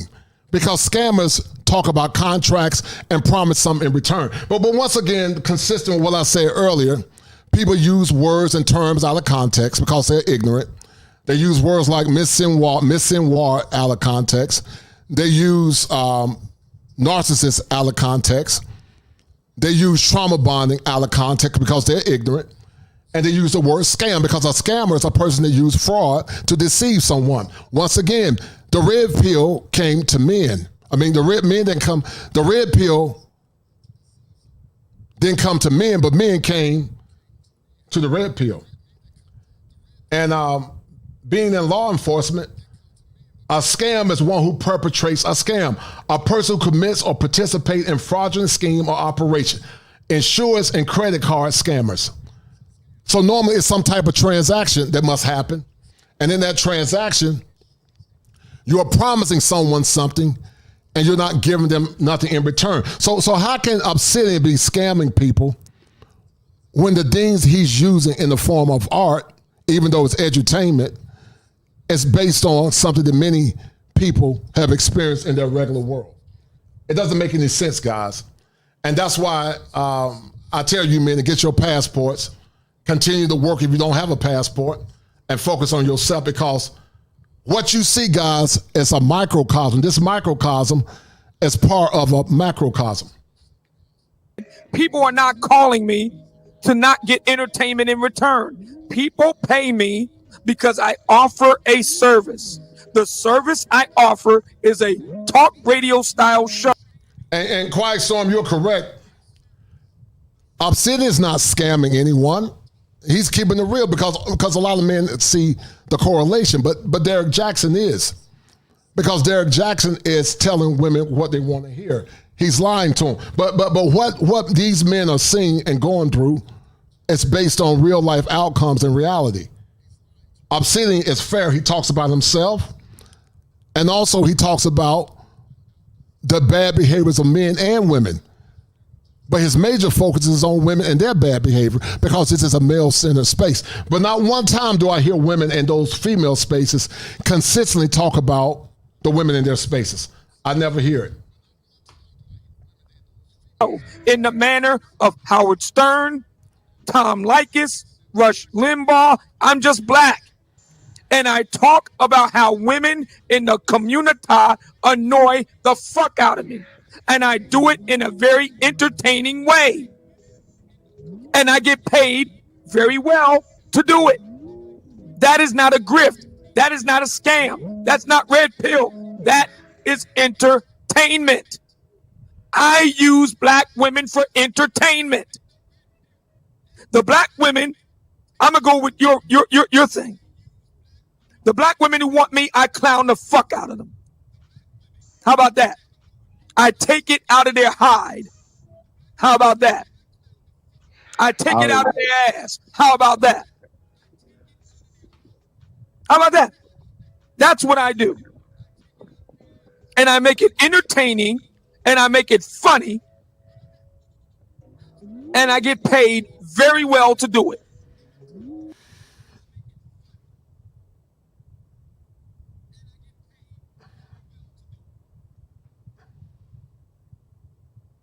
And you guys see it. You guys see it for what it is. You guys saw the transaction between those two, and it didn't leave anything to be desired from a feminine woman or a woman that says she's a woman of faith. But we're going to get more into May, because the major part of this show was to talk about this woman named May, whatever her name is. And May proves why men are checking out. And I tagged Courtney because she was partially part of the conversation, but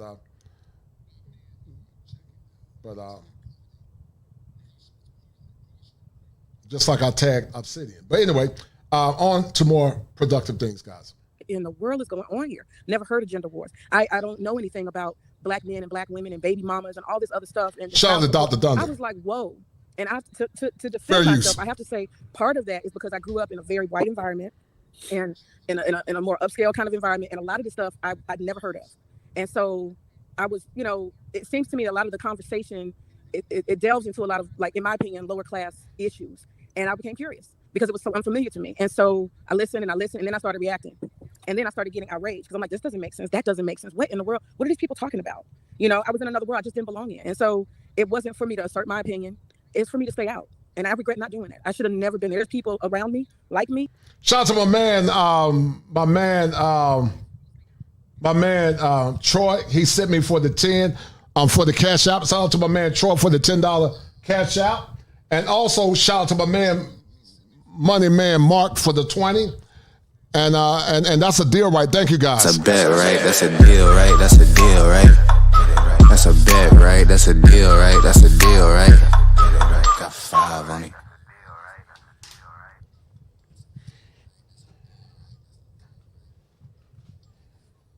Thank you, Money Man Mark, and my man Troy. Thank you, brothers, for those donations. Thank you, guys. They'll never know about any of this stuff because it's not for them. So I regret doing that. It wasn't my place. Whatever these people have going on, whatever the strife is, it really has nothing to do with me. Okay, so I so you'll know something about me. Mm-hmm. My parents are still married. Hey, you want to get leaner, you want to get stronger, get more flexible, and even learn some fun bodyweight skills. But right now, they've been married for 53, 54 years now. And I have. And Dr. Dunder's parents, guys, are similar to my parents. My dad will be 80 years old this year. My mom is in her 70s.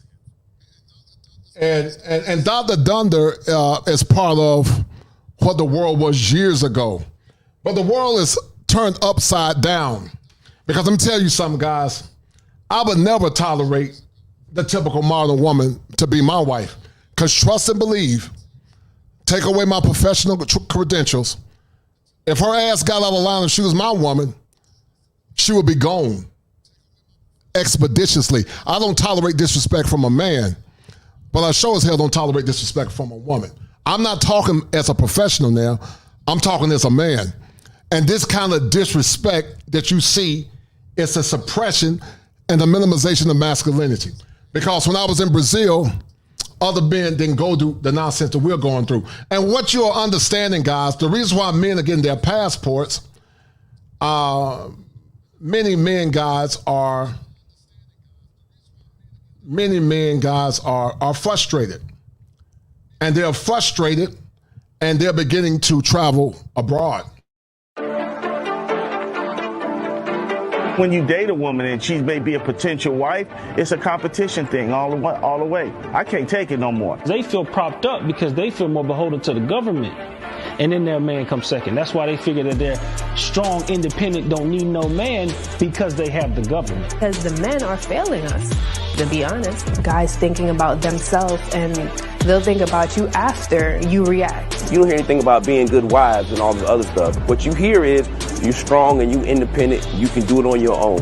You got black girl magic, black girl rock, but you ain't said nothing about black family. My mother is like what they consider to be the strong black woman. I feel like I projected that onto the guys that I dated. Ladies have no idea how stiff their competition really is. You have no clue how black men are viewed in the rest of the world. We are the #1 most sexually desired man on the face of this planet. They would call Jesus Dusty if he was here living in America because of the gross narcissism that a lot of our women have.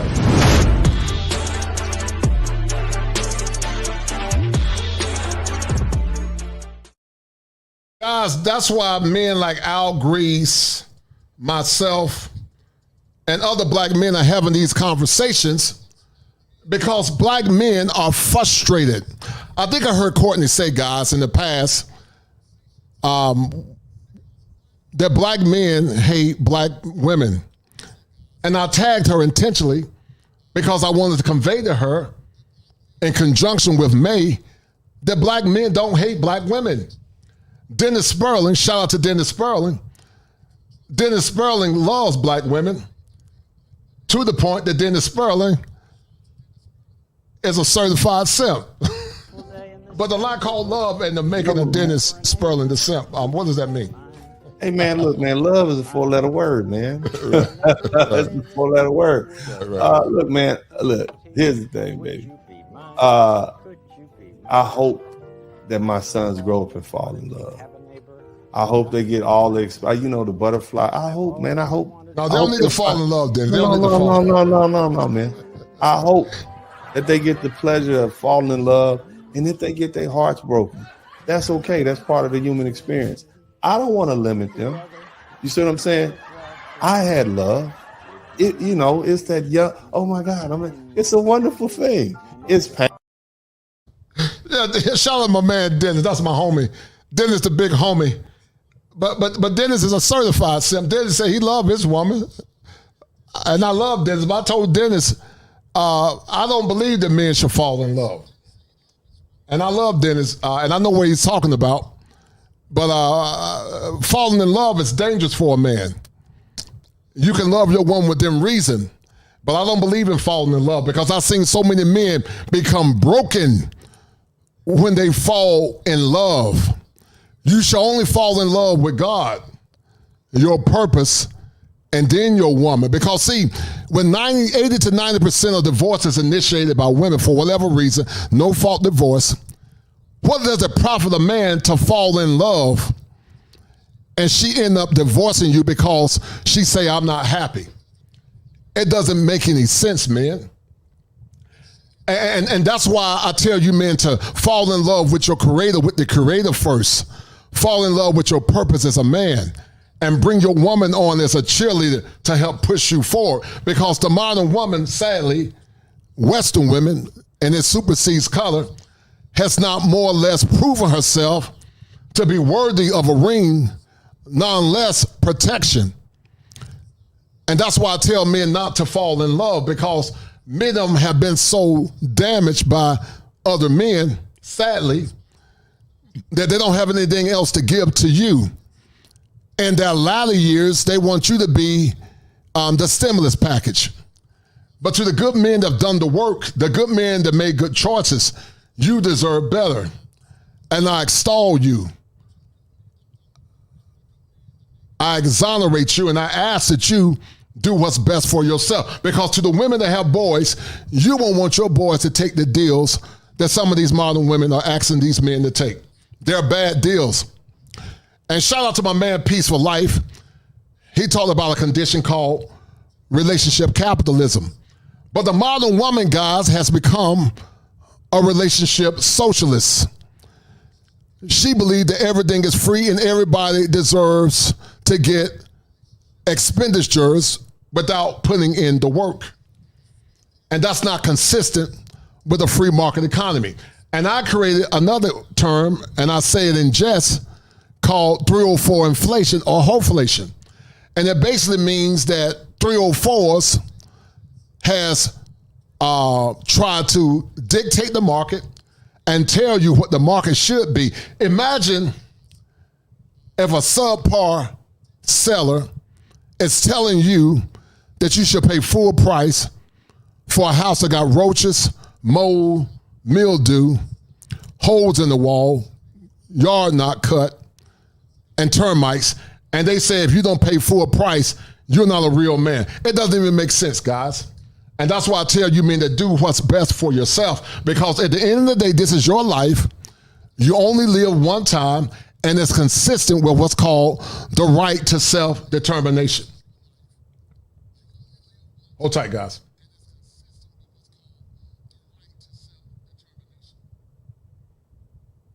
Hold tight. I didn't have anything to offer the space. And that's all I wanted to say. Okay, so all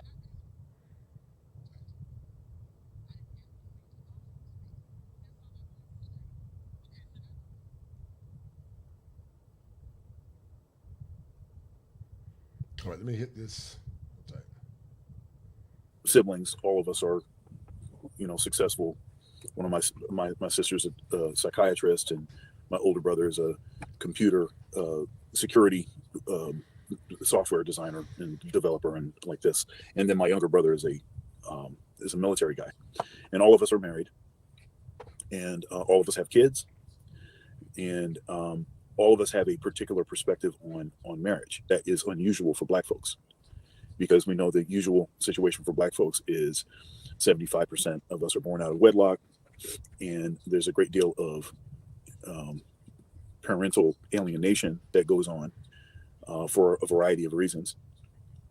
And I have suggested that one of the primary issues in our community is poor mate selection.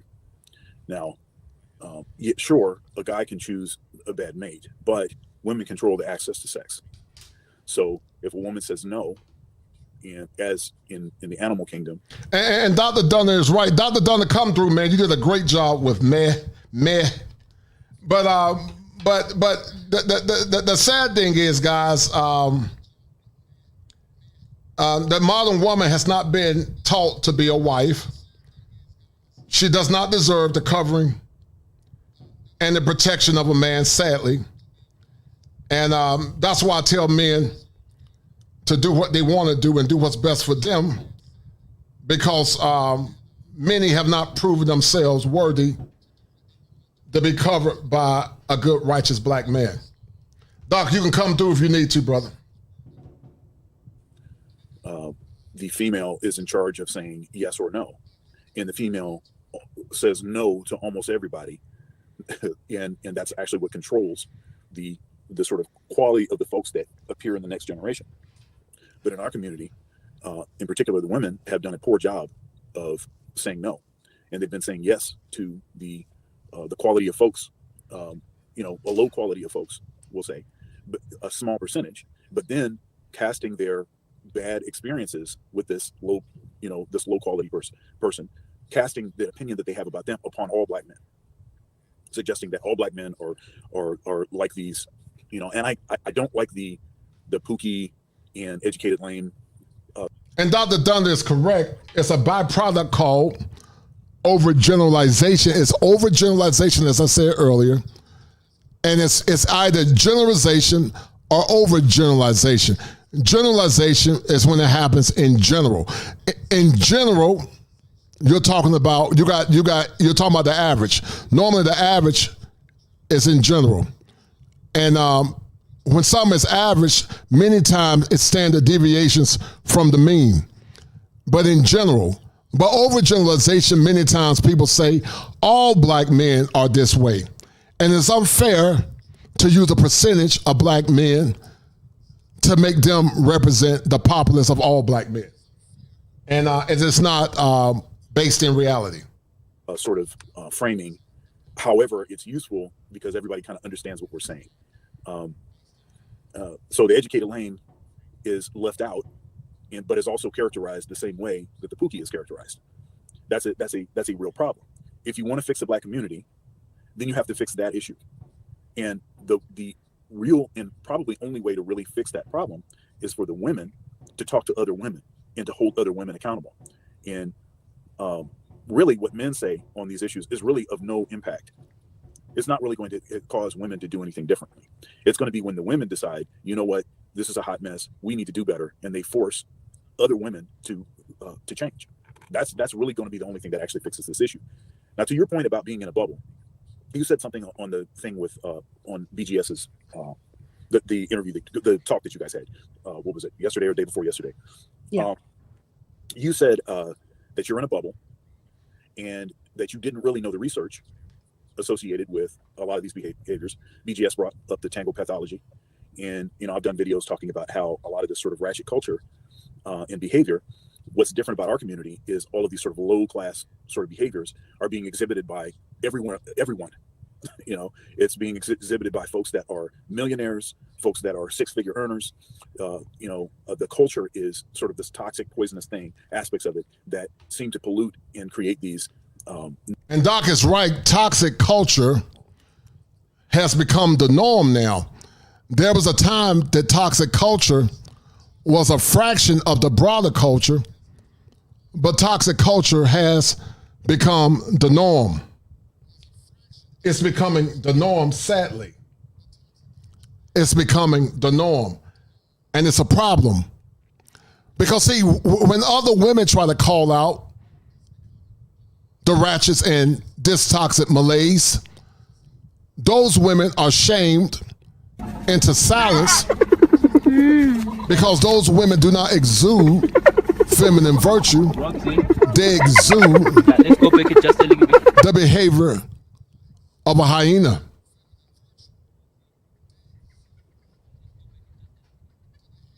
Normalize these bogus behaviors, and that's not the same in other societies. In other societies, you have, like in the white community, you have what's called like white trash, right? And white trash is very separate. Very separate, yeah. That's right. It's separate. In our community, all of the stuff is sort of intermingled, and it doesn't seem to matter. It doesn't seem to matter what the income is. All right. And but when you said that you didn't know the research, you didn't understand the research, but yet you were still doubling down. Ladies, I'm ranking this as the top products to help with sweat and odor for down there. The scent is a rich jasmine. You're still doubling down on your sort of misconception of what actually is happening. The idea that shouldn't relationships just be simple? Shouldn't just be just easy to get together? And when we say, well, this is why it's not easy to get together. Here are the actual issues. Here's the data. And when you continue to double down on that, that makes it seem as though you're not listening. And as you described yourself as being a great communicator, communicators take in new information and adjust the. And what Dr. Dunder is talking about, guys, once again, is a condition called cognitive dissonance. He's talking about, guys, cognitive dissonance. When people become disturbed because they know one thing to be true, but they struggle with it because they're thinking to the contrary.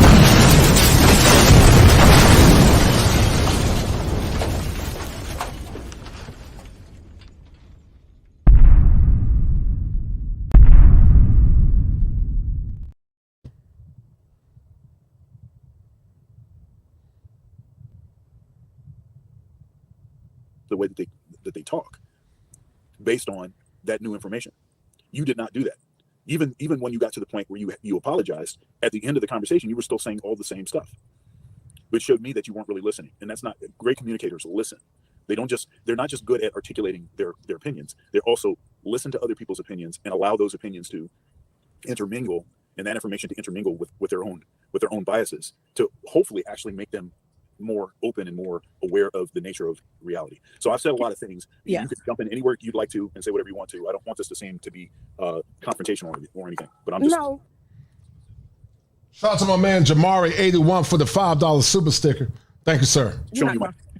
Yeah, I don't take. I listened to you last night. Actually, I don't take you as confrontation. I think you're. That's why I feel safe to talk to you, because you're an educated brother and very, very articulate. So I feel comfortable enough to be honest and just straightforward. And you're absolutely right. A good communicator. I think I was feeling very emotional as well. I was quite emotional and nervous because it was recorded, and I know that when you say something, it can easily be replayed. And no, you said this, so I was really cerebral. A lot of people thought I was looking at the chat. I wasn't. I was really cerebral because I was thinking, as a Black woman, am I saying things that are going to be hurtful to Black women when I'm honest? And also, I'm thinking about what I really do think and being honest about that. So I think I was dealing with a lot of struggle while I was talking to him. And you're right. In certain points, I saw certain things he said, and I adjusted my opinion immediately. Like, he made a very good point about how can someone punch down when actually, you are in a position, even though I didn't think so. I felt like, because of Black men, I know our own top. And that's what I'm saying about the bubble. So it's hard for him to convince me that, because all I see is doctors, lawyers. I'm in Atlanta. I got millionaires down the street. I know business owners. I have a particular client. They got 4 different locations, auto collision, multimillionaires. These are the people that my family does business with. So I just find it so difficult to believe that Black men are so low class and so beat down. I know what I see on the news, but I think that's just kind of like a segment of the lower class. And every culture has a segment of the lower class. I never allowed that to. And see, guys, what it is, because, and Dre and I had a great conversation. But what it is, guys, women have been lied to for so long. They've been lied to by some preachers, by some, not all. There are men that lie to them for the sake of having sex. And when they finally hear what men are really thinking, they struggle with it. They struggle with it because it's a cognitive break. They snap. They got what's called the Medusa complex, because when you put the picture to them, when you show them themselves in the mirror, they can't receive what you're saying because they have the Medusa complex. Shape my opinion of all America. I've been living in a bubble. And so when he said that to me and he made certain comments, do you guys lead in this? Do you guys lead in that? More education, more this, more businesses. And I was like, dang, he's right. I mean, that's what I see people saying. And when I look around, I mean, that's not what I see. I see families who built together, and I see the suburbs, and I don't see baby mamas, and I don't see people fighting about child support and struggles. I don't see any poverty around me. So I see Black men as on top. But by the time he put it all like that about the propaganda, I'm like, yeah, I see what he's talking about over there, but I don't see it over here. And mind you, one thing about me, some people may not know, is I have grown up in a bubble. And another thing about me is that I converted to Islam when I was 16. And so I rejected Western culture at a very young age. And I got into arranged marriage at 17, just turning 17, because that was okay for me to legally do at that time. And I didn't get exposure to all of this stuff. I didn't watch TV and get involved in all of this stuff. Even now, I don't watch TV and stuff. YouTube is it for me. And before this, I was looking at like floral arrangements, things to help the business, how to fold sheets, not sheets, but linens for a business, things like that, practical things, how to garden. That's what I was on YouTube doing before I think it was when Kevin Samuels went viral and everybody was talking about, he was saying this stuff. I got on YouTube and that was the first time I really ever engaged. And the truth be told, I was like, ooh, femininity culture. I never thought about that. And I ran into a Chantel Simone. And that's when Kevin Samuels brought me to the space. And then I was looking at, femininity coach, I like that, be more of what I am. And then I realized that there were people in the space, I'm not going to talk about her, but there are people in the space who are not exactly what they seem to be. And I started trolling that because I am that which people are professing to be. Now, people can say, oh, you're not this, you're not that. You don't know what I'm like in my marriage. I'm trained differently. I'm 3 generations this. Okay? Even college didn't change who I am. A lot of education didn't change who I am. So I'm misunderstood because I acted poorly. Okay. So I'm glad you admitted that you acted poorly. I did. But the reason that some of the way that you describe yourself is questionable, that people think that maybe you're making up certain aspects of your backstory, is because. And guys, many like May didn't come in. Many like May didn't come in to have a conversation. But May is a woman for a period of time was denigrating Chantel Simone constantly on her live stream. You got some of these male hyenas that got problems with black men being men, and I've heard some of them threaten to hurt me. So to the ones that have threatened, say if they saw me, I'm telling you now publicly, I'm going to put aside my job as a therapist first. I'm 6'5", and I'm 290 pounds, 6'6" with shoes on. If you ever see me in public, please come up to me. And if you ever put your hands on me, I'm not talking as a therapist now, I'm talking as a man. If you ever try me, I promise you'll get your head rocked. I promise you'll be closer to the grave if you come and try to put your damn hands on me. Because see, it's a problem when these female identified men are more concerned with what men are doing with their phalluses. They're highly ignorant. They have what's called, they have groupthink, and men are not bothering them, but they're so emotional that they say if they saw me, they will put their hand. I promise you, ever put your hands on me, and you're gonna be closer to the grave. I promise you. I promise you're not that stupid. Because I don't take threats lightly. If you ever try to put your hands on me, I promise you're gonna get this work.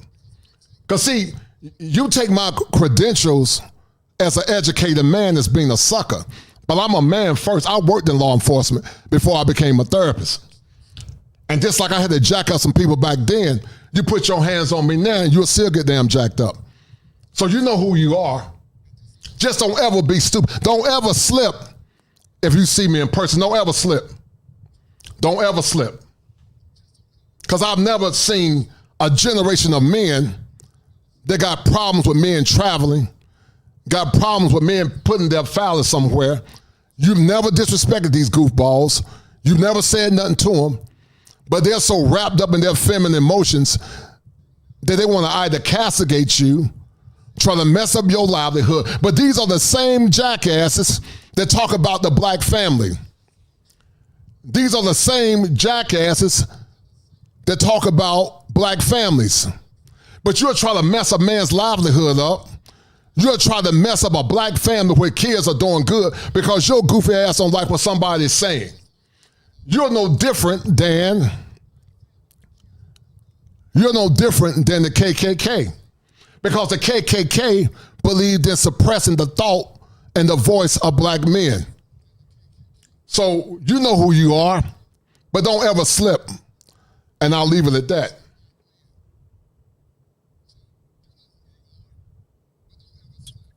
Okay, so I talk about this frequently. So the Bible says that it rains on the righteous and on the unrighteous. So our behaviors, it's not really possible to act out of character.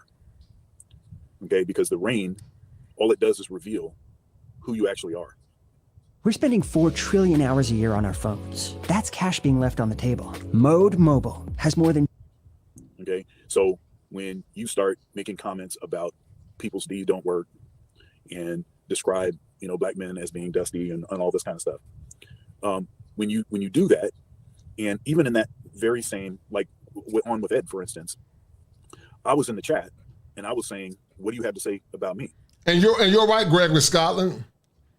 She has been here for 3 years and still don't know what black men are speaking on because she was never genuine. She was never genuine. How the hell are you going to be in a black man's space for 3 years and the only thing you can get from it is that they hate black women? All the good that they've done, all the good things that they have said, you minimize it because you're in your feelings, because you like discipline as a woman. That's why I told you, men, you can never, don't ever get with a woman that's emotionally immature. If a woman is not emotionally mature, run, because she's going to cause chaos in your life. You got women that have heard the good that men have done, but because they have confirmation bias, they cannot argue through the lens of objectivity. When you have confirmation bias, you can't argue from the lens of objectivity. You argue through the lens of your own subjective reasoning. And that's why I tell you men to recuse yourselves of the BS that you're seeing now. Shout out to my man Top Gun. And you're right, Top Gun. And I don't give a F. You're right, Top Gun. He said at some point, these guys have to stop giving a F what these women and Joanna Man think. We set the standard, yes, sir, and they don't need their lead right. The moon never responds to howling wolves. Damn right. I like that, brother. Good job, Top Gun. You're right. And Top Gun is right. That's a powerful quote. The moon, guys, never responds to the wolf. The wolf looks up to the moon. Men, you are the moon.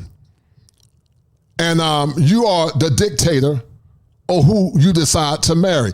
If she don't meet your standards, you can tell her to take her ass home, because these are the same women that are overweight. These are the same women, guys, that's been ran through. These are the same women that like feminine demure. These are the same women that got multiple kids or kids by other men, but they got a nerve to tell you what you deserve and what you should say. I promise you, this is YouTube, but you'll never damn tell me that to my face. You will be a fool that try to tell me how to run my house and my affairs to my damn face. You will get your feelings severely hurt. And if you put your hands on me, it will get real ugly. And that's a deal, right? Appreciate it, Top Gun. Thank you, sir. That's a bet, right? That's a deal, right? That's a deal, right? That's a bet, right? That's a deal, right? That's a deal, right? Got 5 on it.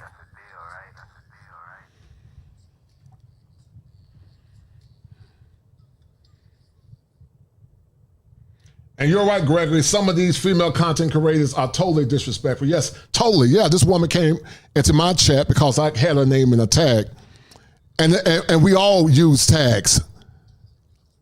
Obsidian name is in the tag. And yes, I talked about and used her for the conversation. But the greater conversation is about, do black men hate black women? And we don't. We hate the behavior. And we can say it a million times and they'll still come with the damn conclusion that we don't like black women, which is foolishness.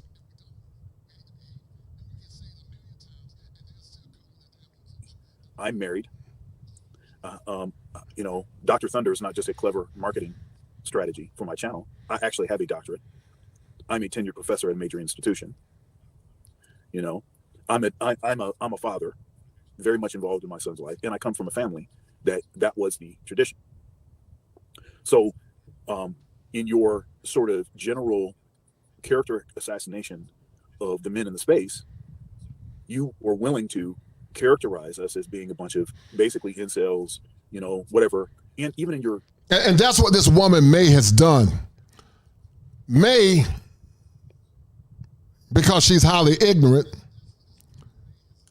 she took a partition of men and equivocated it to all black men. But see, guys, there was a woman, she was a traveler. She saw black men go to Colombia, and she saw professional black men getting it in. And see, guys, they love to keep you, guys, they love to keep you in a state of suspended animation because that's how they control you. They want to talk about their degrees and how educated they are. But see, they can never do it to me because my pedigree is richer than many of them. I didn't get my master's from a trash can school. I got my master's from an elite school. I graduated with honors from my HBCU. And I got my associates in law enforcement from elsewhere. But they struggle, guys, because they're not used to hearing masculine men speak. And like I said, if I was a single man, the typical American woman will not meet my standard. They won't meet my standards because I know what I want and I know what I deserve. And all that damn lip, I would never tolerate it. I would never tolerate it. Your talk today, just now, describing certain things as being underclass or the underworld or however you describe that, it still is problematic because. Can I clarify underworld? Go ahead. When I say underworld, I'm thinking like Alice in Wonderland, how you go into an alternative reality. You all call it the Matrix. I use that word because it's a world that's not available to the average person looking. That's what I meant. Not under like bad. It's like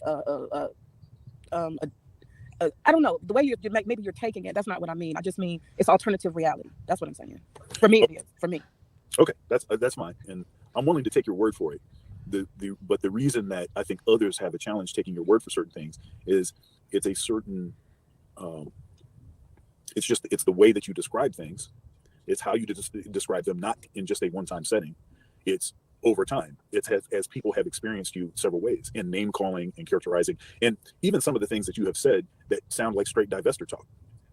Pay close attention to this. Energy flows to where attention goes. If you are focusing, so that is going to make you very. It's going to make it hard for people to take you seriously. Yeah, the thing is, I'm not a channel holder. I have no interest in being a channel holder. It's very common for people to create what is it called? An avatar, and they have this persona, and they put on, they're very like calculated about who they are and what they want to project to people. I was my genuine self in certain ways. That sense of entitlement, that definitely shows. And I just want you guys to dispel the myth, the idea that people who are middle class, upper middle class, or white or whatever, that they're all perfect. I don't know where y'all get that from. That's not the case. Well, I don't have that bias. I grew up. You said that you grew up in a white community or whatever. I grew up in the country. And my family was one of, I don't know, two maybe black families. We got a similarity. Right in the school that I went to. I mean, I did. My parents' house, the house that I grew up in, is on a dirt road. It's still on a dirt road. And men like Dr. Thunder guys was more typical of what you saw years ago in the black family and in the black community. But you don't see that as much now. Dysfunction is the norm. Dysfunction is the norm now. It's more the norm. And normal is seen as dysfunctional. And I remember where ratchet was only a percentage of the culture, where I'm from, but now normal is seen as dysfunction. I grew up doing, 4-H stuff, barrel racing, horses, flag racing, go-karts, four-wheelers, okay. All of that kind of stuff. And in my environment, the people that were close to me, my friends, disproportionately at that time in my life were white. Yeah. Okay, so but that being the case, I did not allow that to create a particular kind of coloring of reality that was going to be biased against people that look like me. And one of the reasons for that is because my parents wouldn't allow that, right? Because of course my parents and my extended family and all the time that I spent with them. But secondly, if and when I was going to adopt any of those kind of, it doesn't matter what I like. That's why I have to stay separate. And in my own neighborhood, I have been a Karen. There was an occasion when somebody who did not belong in our community came and moved in, and I got with the HOA and I got them up out of there because Section 8 allows people to come and get what they don't deserve and haven't worked for. And so I'm a separatist. I'm not apologizing for that, brother. I'm not. Well, that's fine, but still with you said that you reject certain things. There is still the nature of reality to contend with. Okay. So, I was saying even in this video, we talk about open-minded and closed-minded, and I actually have a problem with that because when you say open-minded, open to what? When you say closed-minded, closed to what? And it is possible for someone to be open to certain things and closed to certain things at the same time. So what I prefer is active and passive. There are those that are willing to interact with the information that that they interact with, and there are people that are just basically passive, and they say, well, it doesn't matter what you say, I'm still going to hold on to what it is that I already previously thought, right? And so Regardless.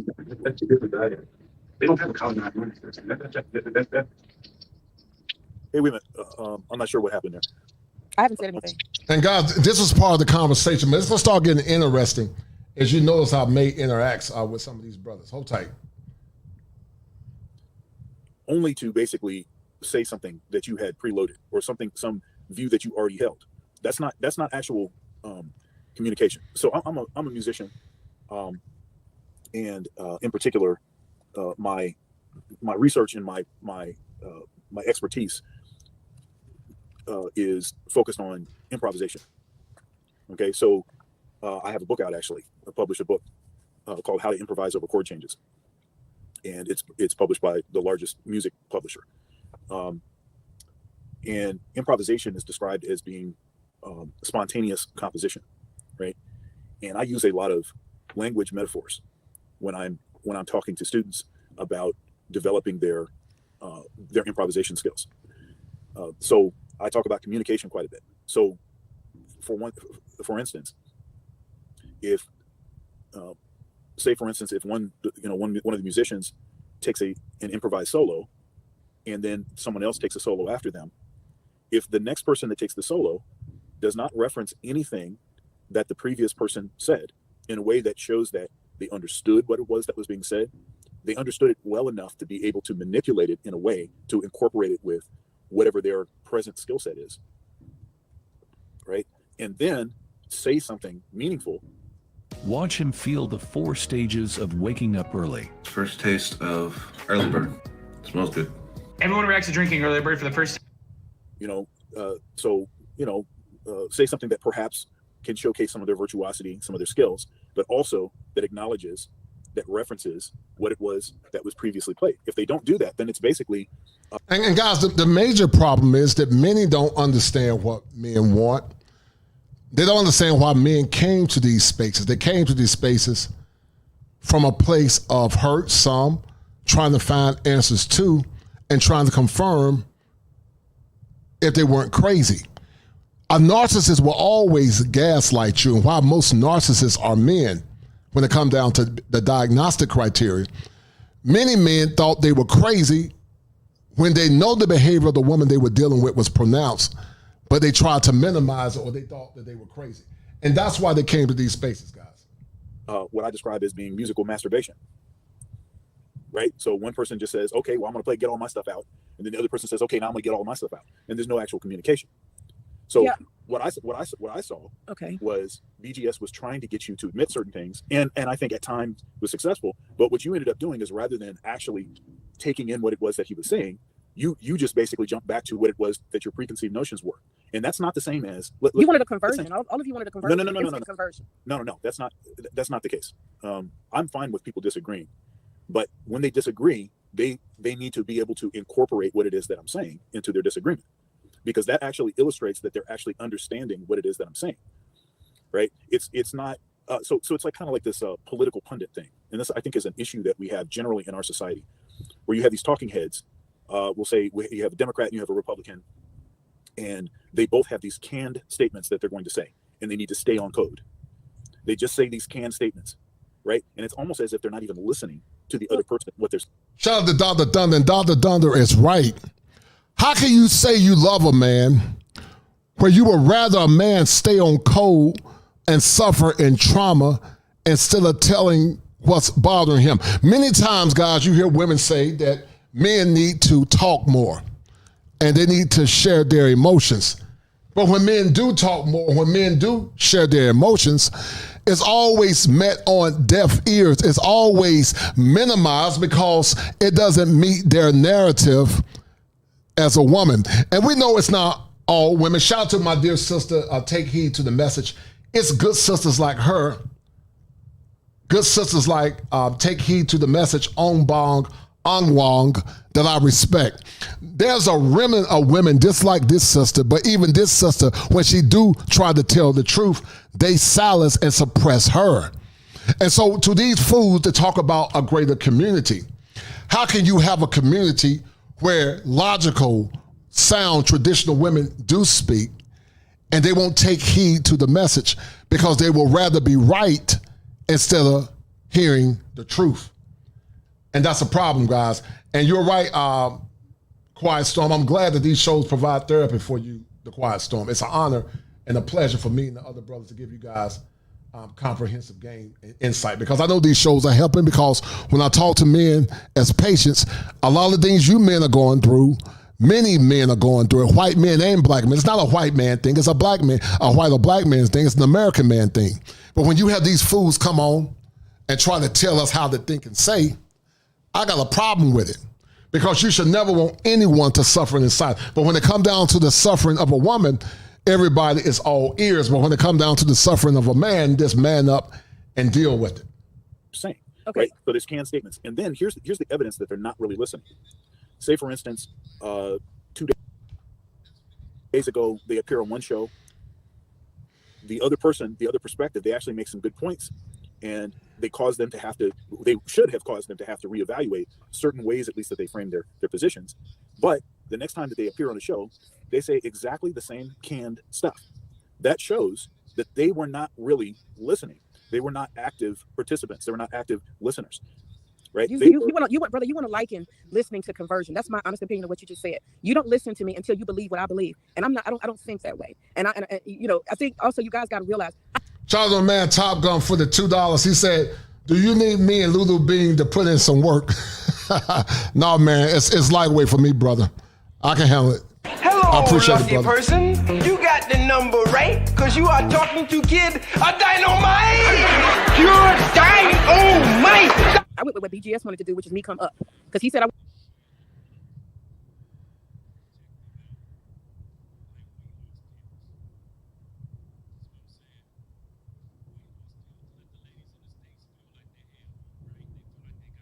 want to talk to you. I said, okay.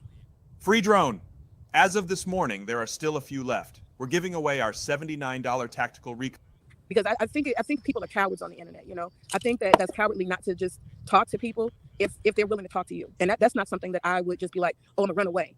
So he engaged me and he said, come up here. I would be totally good if he said, hey, give me your phone number. Let me talk to you, sister. I would have been fine, because I'm not looking for no attention or I have a platform to promote or some agenda, organization I represent, nothing, right? I was looking for. I want to just finish this sentence. I was very patient. Go ahead.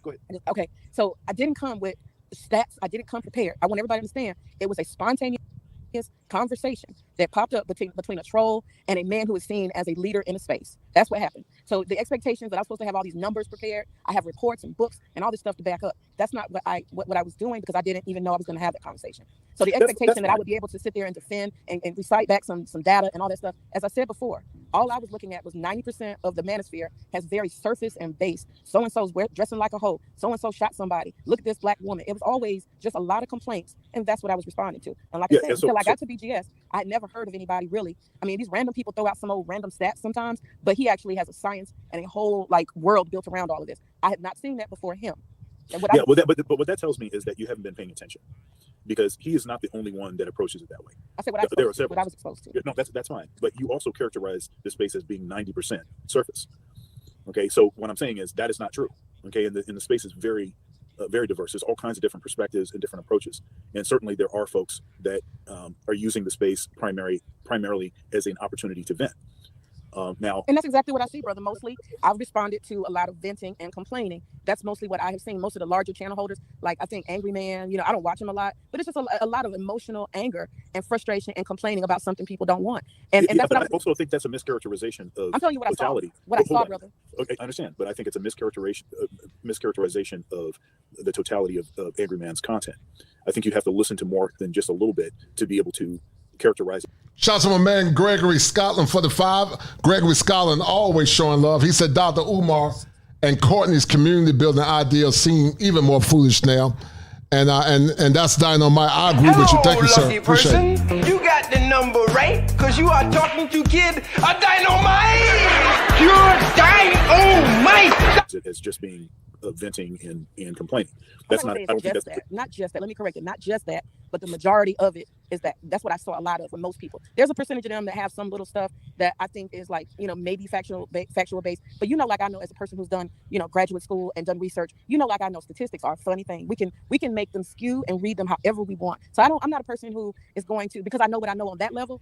as a person who's conducted, research and longitudinal studies and all kinds of stuff and peer reviews and all that, I know enough to know that you have to be careful about statistics. The statistics of a Catholic organization.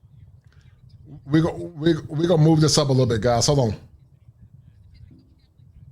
No offense, but if you still think that investing in real estate is the best way to make passive income, so that they can verify if their bias is consistent with the nature of reality.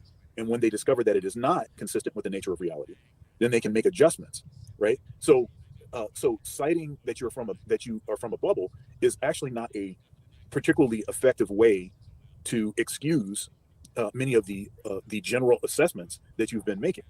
So basically all you're saying is I'm biased, and these are my biased views. Then, at best, that's what I'm saying. That's exactly. You're exactly right. I come from a biased place with a perspective that's not likely to change. It's real deep. It starts from who I am from day one, and we're all who we are from day one. Our parents, our family, our environment shaped how we see the world. And if we think that because we come across something and in a matter of 2 years, we're like, I didn't come here to be converted. I came and and you guys are making it real cerebral. You acting like I came here for a dissertation or something. I didn't. I came to YouTube and it became entertaining to watch what I thought was foolishness. That's what it was. That's how I saw it. But you're doing exactly what. You're right. Take heed to the message. She is just talking to hear herself talk, because I never disrespected this woman. But women like Courtney, she proves our point. She proves our point. She's proven the point with her obtuse behavior.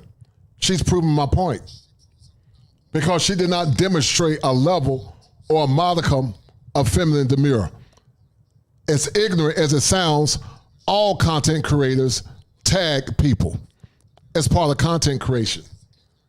And it was more or less to convey a message, because this woman has said in the past that black men hate black women.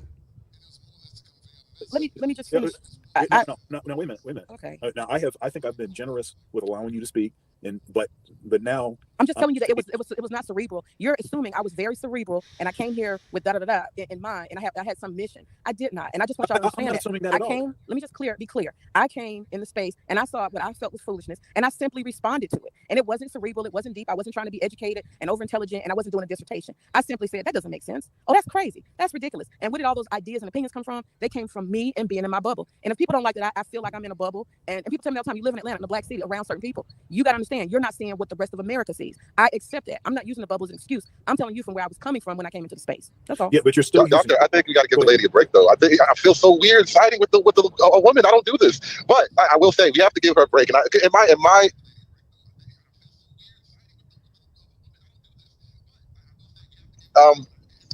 my observation, she's been relatively frank. Whether or not we like what her frankness elicits is a different story, but I think she's being frank. She's not evading questions or anything. The problem is that it's revealing. And this is what I like about these type of conversations with a woman like May, who's going to have a frank conversation with you, whether or not we like to hear it or not. But we have to hear this. We must hear this so we know. Now, when I raise the issue of men's complaints, right? I think what you don't hear, what we hear as men, what you don't hear as the women who you're in a biased position, is that you're telling us that the women of your social circle are actually the women that we should be desirous of. These are the women we should go for. These are the women who we're not complaining about, right? However, you as a representative of that circle don't care about our complaints. That is the revealing part. So how the circle of women, when they don't even care, and you as a representative prove that they don't care what we want. Right. The manosphere, we're not even aware of the manosphere. That's why I messed up. I should have turned around at the door. I didn't belong. That's what I said at the start. The men I'm around, the men I have access to, families that I'm associated with, people I do business with, we actually don't have these conversations. My wife is this, my wife is that. Women are hoes, da-da-da. Sure you don't have those conversations, May, because many of the men that you marry are simps.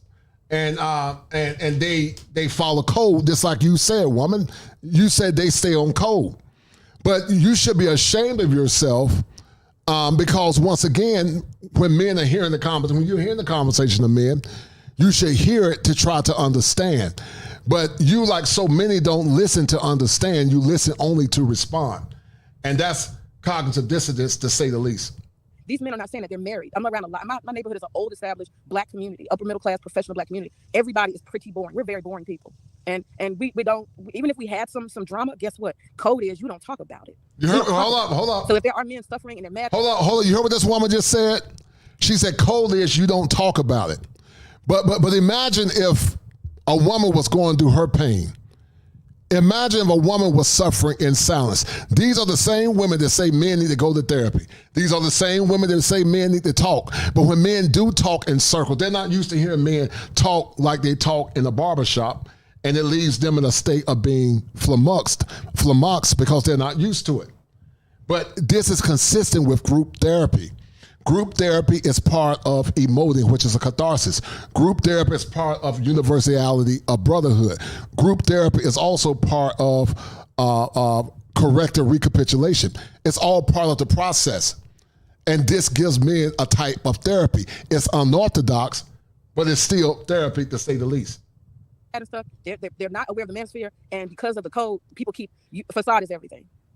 And that's another cultural thing. Facade is everything. We don't air out stuff. You should see the chaos that has happened in my home, and my neighbors and my friends that were Black that live there. You would never know. Everything is so picture perfect. Well, man, can I reveal something for you? And this is why I appreciate your frankness. You told the story, and I'm going to go off on the story you told again. That woman from Section 8. All the complaints that men make about women, you knew them instinctively, and that's why you didn't want her in your neighborhood. But when you hear it from the men, these complaints are no longer valid. That's something men need to see and understand so we can learn how to adapt to, because that's a problem. Yeah, I think that's a good point. Can you say that again? Go say that again. Good sir. Yeah, I'm sorry, I'm driving. I'm not in a great neighborhood right now. No, I heard you. I'm trying to understand. Okay. No, well, what I mean is that you instinctively, by the mere presence of the Section 8 woman in your pristine, old as hell, Black established neighborhood, you were like, she's going to ruin her. The mere presence of this woman is going to ruin or lower the value of everything we've got going on here. Now, the men who are the Black men in the manosphere may not be of that social economic class. They might be at the same class of the Section 8 lady, but they're making the complaints that you instinctively didn't want to be associated with. Yet when you hear those complaints from the men, all of a sudden you're in a bubble and you don't know what you're talking about. I see what you're saying. Yeah. So here, let me acknowledge the super chat. Let's see here. Blah, blah, blah, blah. A lot of people don't know this, but the best way to make money on YouTube in 2023 is not. And guys, so here's the greater problem.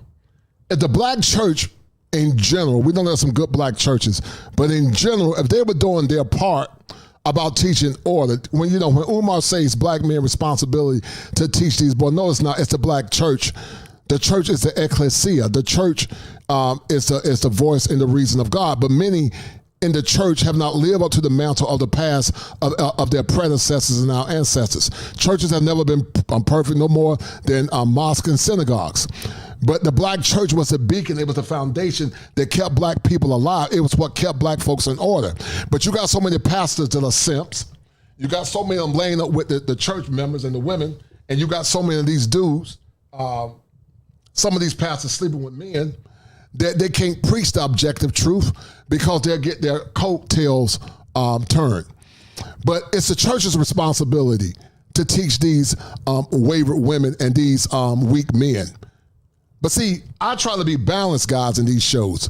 But never do you hear women on women platforms talking about female nature and how bad these women need to be. You guys hear me talking about Raekwon and Man all the time, that they don't represent the hardworking good brothers on this channel. But you don't hear those women talking about those behaviors because they will rather placate to the feelings of their women. That's a scam. But you call the manosphere a scam. So if you call the manosphere a scam, then I guess Kevin Samuels was a scam too. Because even though Kevin Samuels somewhat was not totally red pill, he was part of male spaces. These spaces is nothing but a synthetic barbershop where men come together, when men share their stories, and when men share their pain. That's all it is.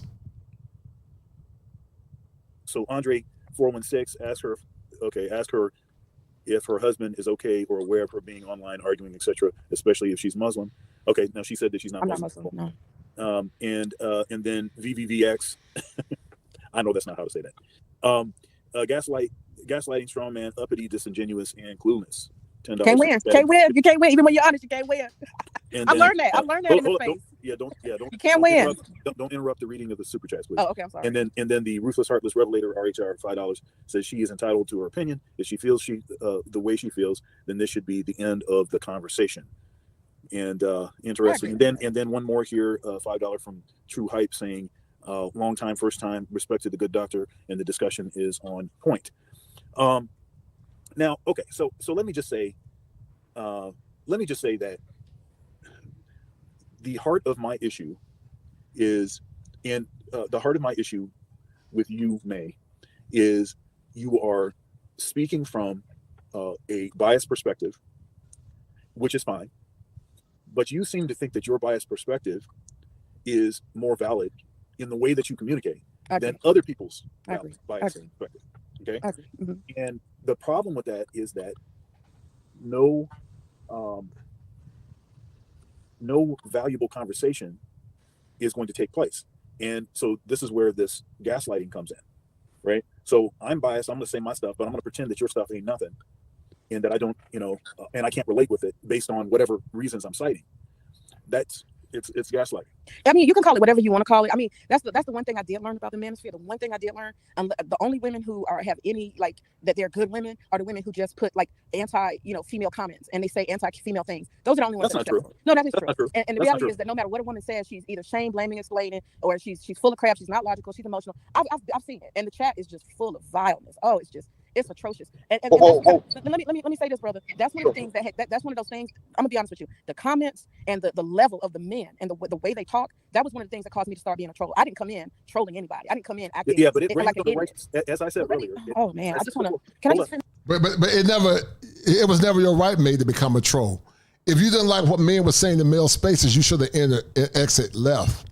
But see, instead of these women staying in their place and knowing their place, they continue to try to change the conversation because they've never been checked. They've never been checked. And that's the problem, guys, to say the least. They've never been checked. So that's why they keep coming into male spaces. No. Let me say this. As I I like said to have a earlier, complete comment when I speak, so I can be understood, brother. I really do. I like to complete my whole comment. And you've been given plenty of time. You cut me off when I listen. Hold up. This is what y'all do now. When a woman starts speaking, you cut her off, and then you're being disingenuous now. No, you're not letting me finish. No. If you listen, that's a breakdown in communication. No. If you listen, you're breaking down my communication. You go ahead. I'm not gonna be rude. Go ahead. Okay, if you listen to the totality of our conversation, you'd have to admit that you've been given plenty of time. And part of a regular communication is from time to time, someone will step in and say something. If that's what happens the whole time, I understand that would be an issue. But if you've been given long periods of time to talk, to get your ideas out, and I'm just taking an issue with something that you say, especially if you're stringing a bunch of issues together, then it becomes necessary to step in and say something specifically about what it is that you're saying. Okay, you accuse me of gaslighting, and I'm just explaining why I'm not gaslighting, but go ahead. Shout out to my man Jerome Payne for the $5 super sticker. Shout out to my man Jerome Payne for the $5 super sticker. He said, salute to you, Mr. Kosher. And you and Dynamite. And guys, breaking news. In a minute, guys. In a minute. In a minute, guys. Breaking news. This brother is a man to his word. Shout out to the King of Kings, the intellectual, my brother.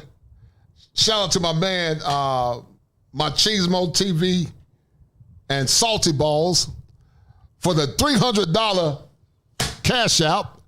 This is what it's all about, guys. Showing love, support male content. Shout out to my man, Machismo TV and my man, Salty Balls for the $300 cash out, guys. And that's a deal, right? And you guys are the #1 sponsors of the stream. Deacon Salty Balls and my man Machismo TV for that $300 cash out. And that's a deal, right? Thank you, guys. That's a bet, right? That's a deal, right? That's a deal, right? That's a bet, right? That's a deal, right? That's a deal, right? Got 5 on it. Shout out to the 300 for the $300 cash app. You guys coming through strong for the $300 cash app. And I appreciate it.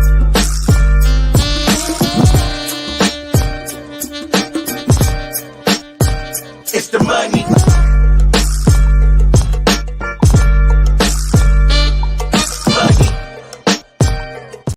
Yeah, guys, thank you guys for that 300 spot, the biggest donation I've seen in a long time. I appreciate it. Shout out also to Jerome Payne. Guys, we're going to continue the conversation. Pablo, if you want to, brother, I'll send you the link. My man finally, the truth, I got you, man. I might drop the link in a minute. This whole time I want to get through this. And Pablo, if you want to come through later, you and finally the truth, you guys can come through. But I appreciate it, guys. Thank you. Okay, so I'm saying that what it is that you're doing comes across as gaslighting. I can't say what's in your heart, but you describing that basically you're just basically retaliating from something that someone else started. As I said before, it rains on the righteous and on the unrighteous. Today I'm going to show you how to apply Chloe from insert name here. Chloe includes 3 jumbo clip-in wefts. So citing your fault and citing the rain as the source is not a valid. That's not a. Frankly, it's not an adult way to address that. You'd have to say, you know what, this reveals a characteristic that I had within me. It would not be possible for this to come out unless this was actually there. And so, I said that. Okay, so I'm just saying because it Brother, I began our conversation by saying that I am being very reflective right now because I don't. Okay, never mind. All right, no, I'm fine with that. Here, let me read a couple super chats and then you can continue. Here's Green Beret with the 199 support. Thank you very much. Here is Oz World 123 with the 1999 support. I appreciate that. And let's see here. Here's D Scott saying, if we are so harsh and mean, why are you here? Your kids can't teach themselves to read. And then you see what I'm talking about? The snide. That's why women don't come to this space genuinely at all. You get sniped, boy. When you're honest and you're straightforward, everything you say and do is wrong. Shout out to my man, Salted Balls. He said, Diane, 3 Lizzo's worth of 6 Abrams worth of coinage rained down from the ether's behalf of the healer. And that's a deal, right? And guys, that's why we have these conversations. That's a deal, right?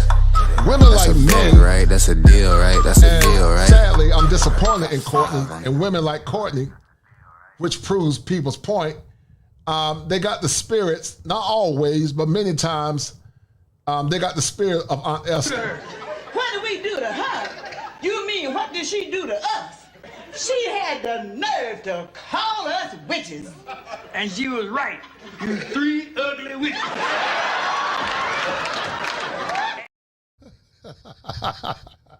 And guys, go check out my man Salted Balls and Machismo TV. And guys, get your tickets, guys. But before you get your tickets and we run that commercial, guys, it's time for you men to transform. Men have asked us to play by their rules, but the rules have just changed. Nanobots, transform. I am Kosher Prime, Sentinel, Captain, Advocate for men. We have crossed a threshold in a time where men are under attack. But if we join forces, we can defeat those that seek to overthrow us in a negative way. Nanobots, transform.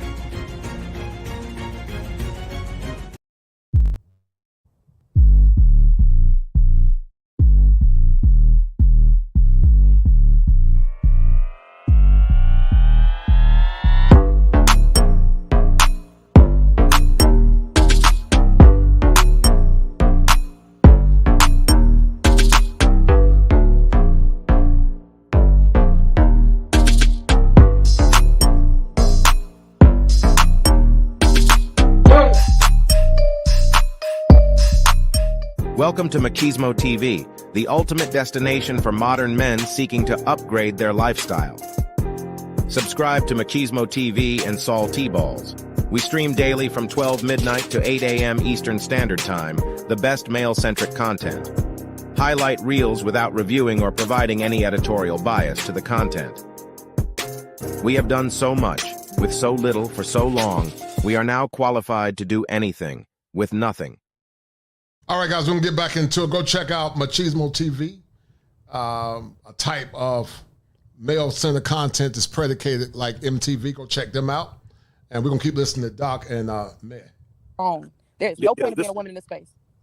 Okay, so Sam has dropped for the good doctor, very little, and a little extra for a stiff drink. I fear you will need what after this. They're angry. Yeah, but you know, they should be. They should be, though. You know what? They should be. They should be. They should be angry. I agree. They're angry and they should be. So I'll leave it at that.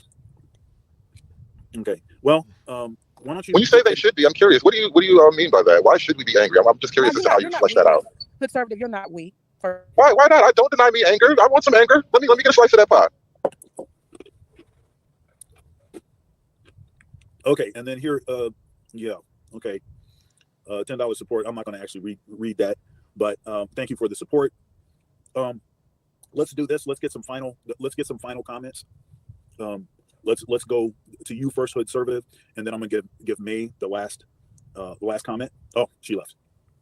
Did you know that animals listen to dominating tactics because they're scared? All right. Well, Hood Conservative, what are your? I really wanted to hear her answer about why.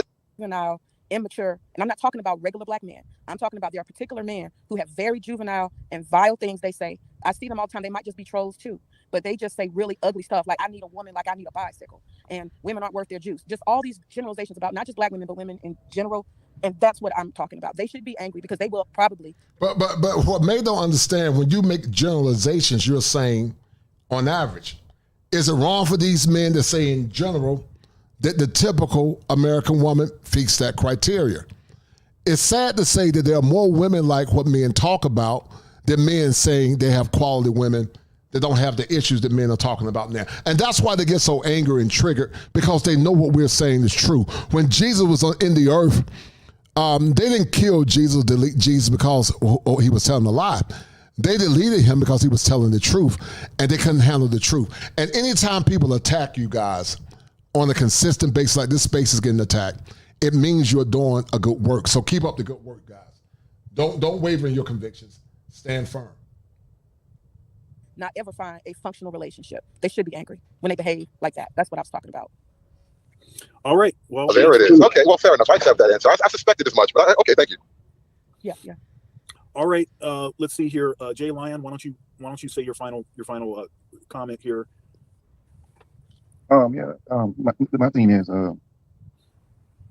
if we go, I mean, you got to deal with facts and the reality. And my thing is that these women, you hear all this stuff attacked on men in the media, all this type of stuff and stuff like that. But then if a guy start, critiquing, how these women are and what they want, like I think what Kevin Samuels did, critiquing a lot of these so-called women, it became a problem, right? You know what I'm saying? So they can go on these shows and say all they want to, but as soon as there's a pushback, then there's a problem. But then somebody was saying, oh, it doesn't affect my reality. If you go look at the data, especially, America has one of the highest divorce rates out of 100 and some countries. Right. Then you look at I think it was 60% of guys 18 to 29 are single and stuff like that. Then it's not, not just black women, white dudes are having problems in the culture. So the court system. So the facts and the reality is since she lived in a circle and all this stuff, and I'm not seeing this, huh? Well, the numbers don't affect that. I think 30% of black dudes are married, and 50% of white dudes are married. So the thing is, the culture is toxic, dysfunctional, it's trash. So basically, and it's not even just America. I'm saying this in the UK. So my thing is, I deal with the reality and the numbers. So if so my thing is that So I mean that's my thing. So there has to be an accountability because a lot of in the West, right, women are not held accountable. So that's just a fact. Not to the extent that men are. So but that's what I have to say. All right, thanks, Jay Lyon, right, for always being supportive and always coming up on the panel. I'm going to drop you down.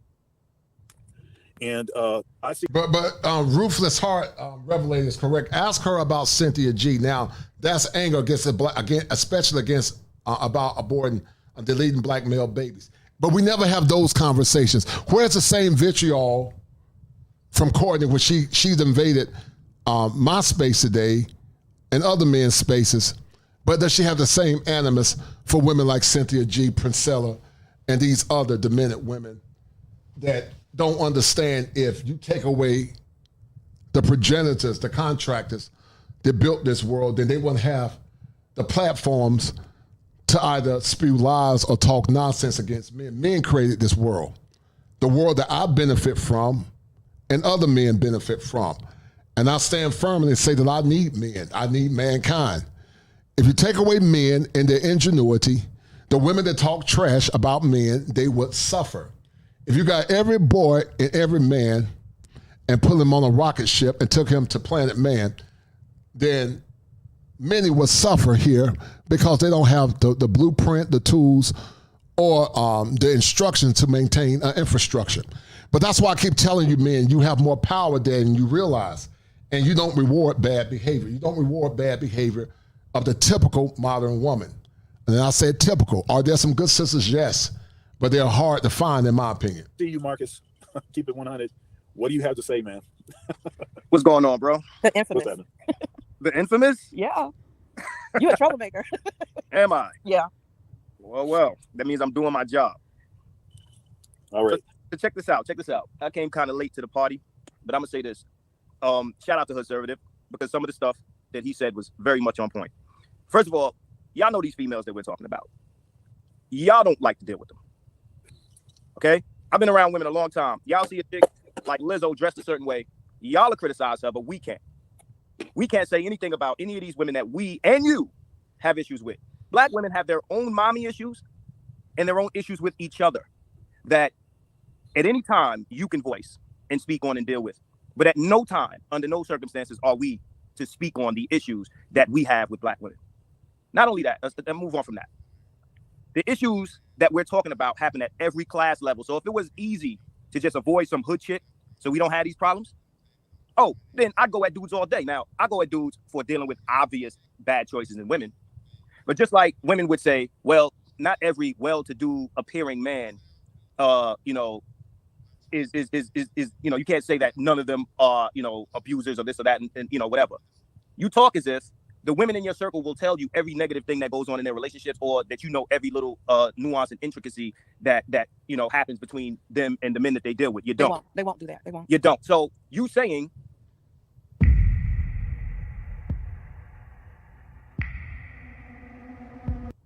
oh, my friends don't do, you don't know that. I wouldn't know, me personally, I wouldn't know which one of my friends were pedos, which one of my friends were, sexual whatevers, right? Right. They wouldn't tell me that. This is not something that... An issue that I'm continuing to have is that you will agree with something that was just said. So, for instance, you just agreed with Keep It 100 when he says, you're not going to know what the actual behaviors of the women, even in your own community, because they're going to be secretive about it. Right. But then, when Keep It 100 said we can't control who we get are in touch with, and then you reverted basically back to say, well, you can control that based on where you live. Yeah, but you understand that that's a problem, because since you don't actually know the behaviors of the women in your community, there actually is no avoiding people that engage in those behaviors. Right, they're facading. Right, and this is also has to do with this whole tangled pathology, right? Where, again, behaviors, low class behaviors in the Black community, and stuff, hip hop culture and hood rat, sort of culture has basically elevated and has become part of every economic strata in the Black community, and that includes your own community. And I would argue, even based on the way, at times, not all the time, but at times that you have behaved in this space, talking about how people's D doesn't work and reverting to the lowest sort of base kind of communication, that shows that you, even if you don't want to admit it, have actually been impacted and affected by the same behavior that you're claiming that in your bubble doesn't exist. I know I said earlier, I don't know why people think that because somebody is a certain social class or claims a certain social class, that means that there's some kind of perfect person. I said that earlier, didn't I? Didn't I say that? I didn't, but I'm not, I thought I said that. I went to school with kids that had to go to behavioral health because they would get on drugs, and these are white kids, upper middle class. They would have to go to behavioral health at charter because their parents couldn't talk to them, and they would act a fool and cuss their parents out. So let's not pretend that because people come from a certain social class, that's how you know people don't know anything about certain social classes, because there's a presumption of perfection. That's not true. That's just not true. That's a straw man, but you're making that's just not true. Okay, let me explain to you why this is a straw man. I said that already.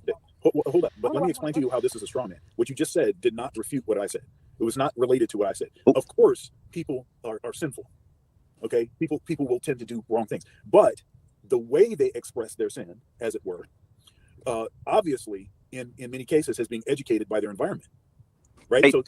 So you got Andrew Tate out here, and he's over here pimping women. Does he come from an environment where he should be pimping women? No, he doesn't. Okay. Hey, Doc, can I ask you? Go ahead, keep it Let's keep it real. People are people. Come on. Go ahead, keep it 100. What's your name, ma'am? My name is May. May, how you doing? Let me ask you a question. If you came to me, let's say, and told me that you were in 5 relationships where men were whooping your ass, right? Mm-hmm. And then you told me, well, Black men are abusive, right? Okay. You came to me and you said that, and I said to you, well, why don't you stop picking abusive Black men? Because I live over in this area where none of the Black men are abusive, right? And I'm saying this because none of the men that I hang with in my circle come to me and tell me that they beat their wives, but they're at home whooping their wives' ass. Would you say that I've successfully avoided men who commit domestic violence, or they're selling me the facade? I would tell you I like my bubble just fine. If you whipping your wife's ass, keep that in your house. It's not my business. That's not the code. That's not the answer to my question, ma'am. Okay. You said that all we have to do is avoid these sorts of people and shield ourselves. That's your solution. No, that's not my solution. That's not my solution. No, but that's what you said though. I wasn't saying that was a solution for the black men and women. No, that's not. Is that what you said or not what you said? I did not say that was a solution. I said a lot of people don't have to interact and engage with people who they don't prefer to interact with based on your options. Okay. If you don't have those options, you don't have those. If I make the option not to hang around dudes who beat their wives. Nah, this is deeper than that, brother. No, I'm using this analogy. I'm not gonna let you wiggle out of it because it's not a good analogy. That's all. No, it's a great analogy. I would go with it if it's a good analogy. It's a great analogy because what you're saying to us is, if we choose not to associate with these sorts of people, we can insulate ourselves, right? No. But just because we don't see something, it doesn't mean it's not happening, correct? I agree with that part. Just because you see something doesn't mean it's not happening. So then you can't say that because I'm not seeing something, I'm successfully avoiding it because the people are hiding it from me. I only simply I wasn't saying it was a solution. I was acknowledging the fact that everything is not perfect, and I do know that. Nobody made the perfection argument. So that again, straw man.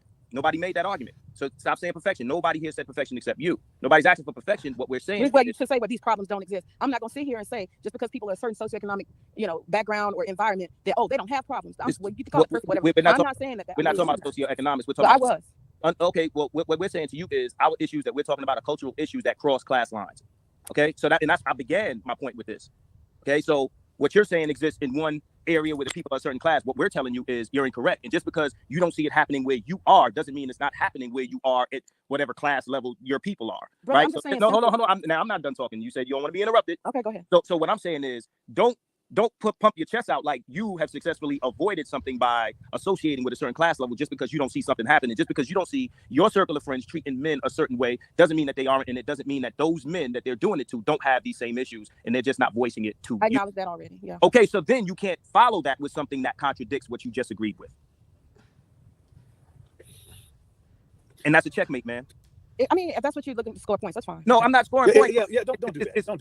No, I mean, I'm not here to try to convince anybody of anything. I'm not trying to prove anything, brother. If that's what you want to do, you have it. Go ahead. That's fine. Miss, you said. Then why are you here? Why are you here? No, I came here just to explain exactly what I came to explain before, which is I wasn't coming here to debate anybody. I'm not prepared to debate. That's not what I'm here for. I was simply saying I'm reflective and I acknowledge some limitations I have. And those limitations, and not only that, I want to just to be clear, to explain to people that I should have turned around at the door. I should not have entered the space. I didn't have anything to offer the space, and that's all I wanted to say. Okay, so I just want to end with this because I'm not here to do a trial or be converted. I just want to end by saying something simple, which is I'm going to exit the space after this conversation, and I already decided that yesterday. I'm going to send BGS an email, and I'm going to let him know I appreciate him very much for taking the time to talk to me. He made me more clear than ever of certain things that I really did need affirmation, and I'm reflecting myself and I'm knowing that I have made a mistake. I made a mistake. Have you learned anything by being here?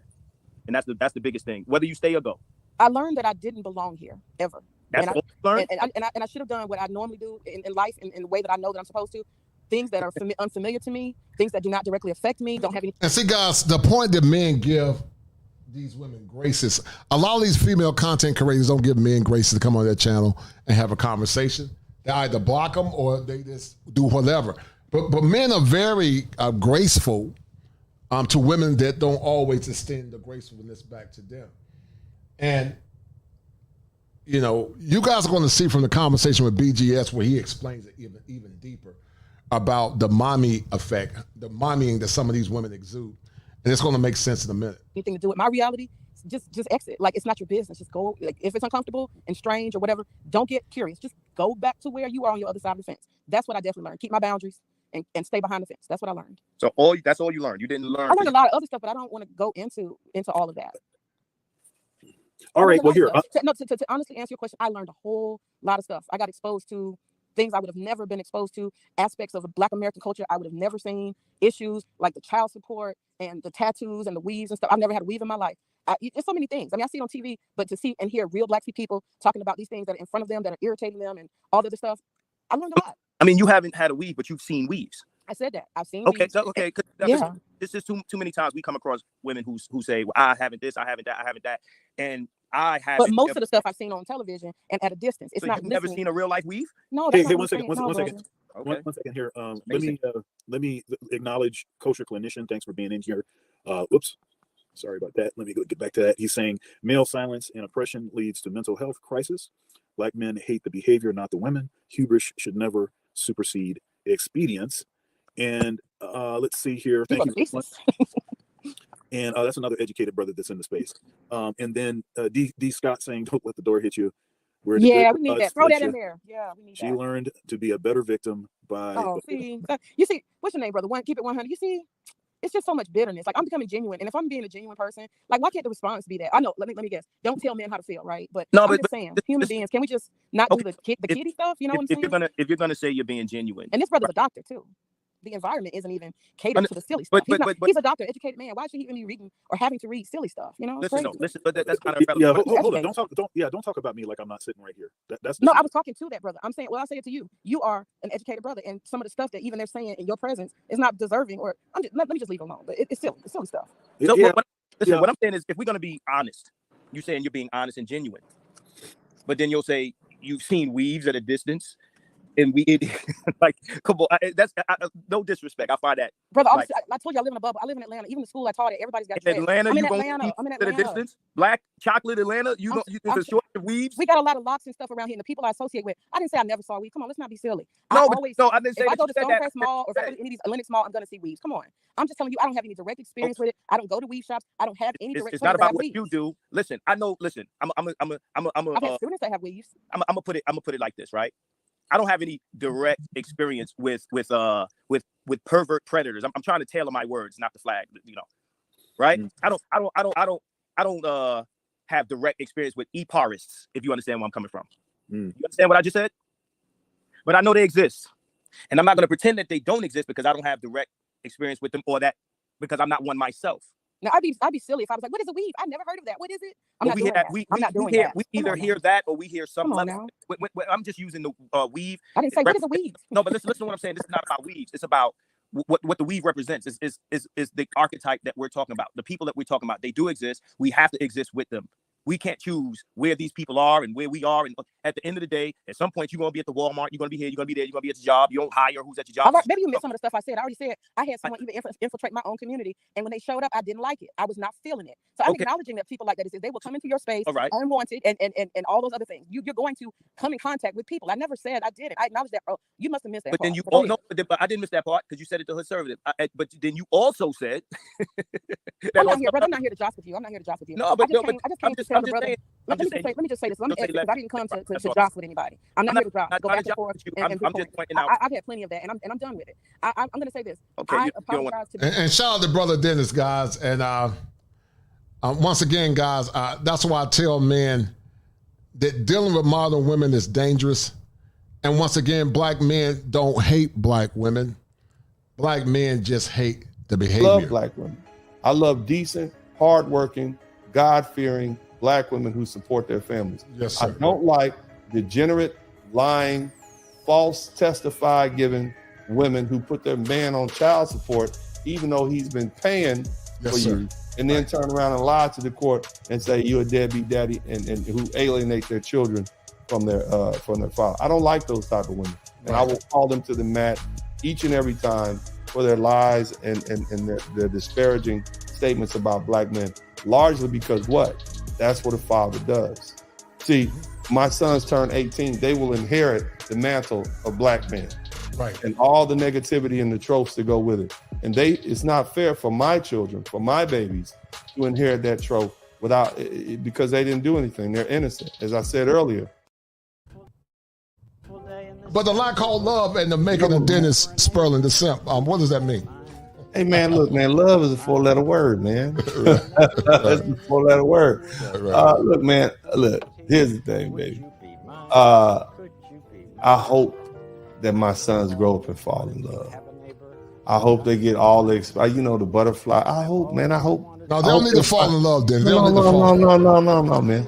I hope that they get the pleasure of falling in love. And if they get their hearts broken, that's okay. That's part of the human experience. I don't want to limit them. You see what I'm saying? I had love. It's that young, oh my God, it's a wonderful thing. It's pain.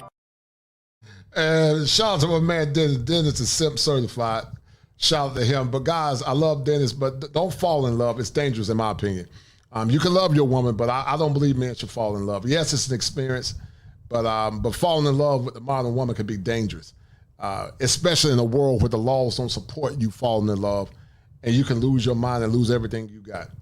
BGS the other day, And I apologize to myself for being immature, for allowing the kind of comments and things that I have seen to make me think that it was okay for me to respond in kind. That was my mistake. And I'm going to say this, I'm going to go back to my bubble, and I will take what I have learned and what's useful, and I'll apply it. But, I understand too that the world is what it's going to be. And it's, I'm not here to change anybody. I thought, entitlement for some reason, that my opinion mattered. And that was entitlement. I have to acknowledge that. That was total entitlement. And it doesn't matter. Nothing I said or nothing I did really mattered. And it was a bit of arrogance to even think that it mattered, right? I acknowledge all of that. I'm just being straight up. I have a right to my opinion. Whether it changes or not is my own, decision. But I'm going to exit the space, and y'all will not see me. I will not be trolling anybody. I'm going to go back to my flower arrangements and my gardening and all the stuff I do and audiobooks. I'm going to get my ass up out of here because I never belonged, and I should have turned around at the door. And for that, anybody I trolled, I apologize to you. I'm going to say that again. To anybody I trolled, I apologize to you. And those who I have offended, I apologize to you. And I'm going to exit. And that's my final thought. And Dr. Thunder. All right. Well, thanks for coming up, and good luck to you. Thank you. All right. Keep it 100. What do you where do you want to go with that? Here, actually, one second. Let me acknowledge a couple things, and let's see here. So, Indigo Flow, we know attention is what you came for, even if you don't admit it, and that's cool. Tell you what, boy, the faux cooperation and feigning ignorance play, and a new member. I actually think I got a couple new members today. Andre 416, new member, and I am just Jules. Thank you very much, folks, for that. Now, what do you what do you have to say in conclusion? That Jedi bullshit she walked out here on, man. That manipulation. Well, I guess my opinion doesn't matter and all that nonsense. Nobody's falling for that. And she said she's going back to her bubble. I just told her, look, and she agreed with it. I said the bullshit that you're telling us to avoid exists in your bubble. Yep. You just don't see it. You don't see look. Anybody from the hood know. You turn the lights out. And they don't see it because so many men lie to women. So many, in some of these churches, not all, I grew up in church, some of these churches, they lie to women. And that's why they don't see it. True love holds a person accountable. Be instant in and out of season. Exhort, rebuke, reprove, which is to teach. But you don't have that anymore. You have men that won't call it their wives' bad behavior because they are fear of retribution. But you got to call out bad behavior. No one is above reproach, not even me, myself. And that's the problem with so many guys. And when you turn them back on, the roaches are there. The roaches didn't go anywhere. They were always there. Yeah. So you think you avoided some roaches? Oh, I'm clean. I keep my place clean. I ain't got no roaches because you don't see them. But they there. They just chilling. They waiting. They waiting. And shout out to Hood Conservative. I got to shout you out, man. Hood Conservative was killing it. I was outside. I couldn't jump on yet, man. But I came here late. But this thing where it's like all of this. Shout out to my man D Scott. Shout out to D Scott for the 5. D Scott said that I guess we're a bunch of stupid kids and never left our mama's basement, purposely obtuse and disingenuous. Then the victimhood-ish. And I agree with you 100%, brother. Lucky person, you got the number right because you are talking to kid a dynamite. Pure It never surprises me dynamite. the lack of accountability and the level of being disingenuous. If behavior continues, if the issue persists, and not only that, but if we're going to continue to keep getting fired upon, you got your Umars, your Boyce Watkins, your this one, your that one, saying things about us. Why we got to be quiet? Why? We supposed to just shut up and let everybody else talk, and everybody's worried about, and I see AM1 in the chat. Shout out to AM1. If we're talking about the brand of black men, right? If I'm Coca-Cola and I'm saying Pepsi ain't shit, then Pepsi gonna respond at some point. The idea that, Pepsi just has to put out a good soda. No, they gotta respond. They gotta respond. And as much as she was talking about you wouldn't let her speak, and as many times as I heard her cut you off and cut off the other guys in the chat. Right? It's on the video. You can play it back. She cut you guys off several times and then tried to play. They play that victim shit immediately. You cut me off. You won't let me talk. But at the end of the day, it's this, just be quiet and do something else. Just be quiet. Go over here, avoid these types, or just be quiet and focus on getting money, or just be quiet and, get off your knee. Don't kneel, shut up and dribble. That's all this shit is. But black women get to speak their truths, tell their story and self-care and all that, and it's all good. That ain't a gender war. It's only a gender war when we respond. They got the state, mainstream media, and all that backing them up, throwing rocks at us. We ain't supposed to throw a rock back. We just supposed to just stand there and be stoic and all that bullshit. So, I mean, we used to that, but we're groomed. A lot of us are groomed to deal with that. A lot of us are groomed to accept it. A lot of us are groomed to navigate it. And what's going on, sir? Hey, what's going on, Marcus? What's happening, sir? I guess I'm not shit no more because I don't. Oh, that will never be the case. Not in this lifetime or the next, Marcus. I thought I graduated. I'm trying to respect the doctor's panel. That's why I didn't do it. All right. But the thing is, what I want to say, I know Doc doesn't have a lot of time, so I just want to get it out there, right?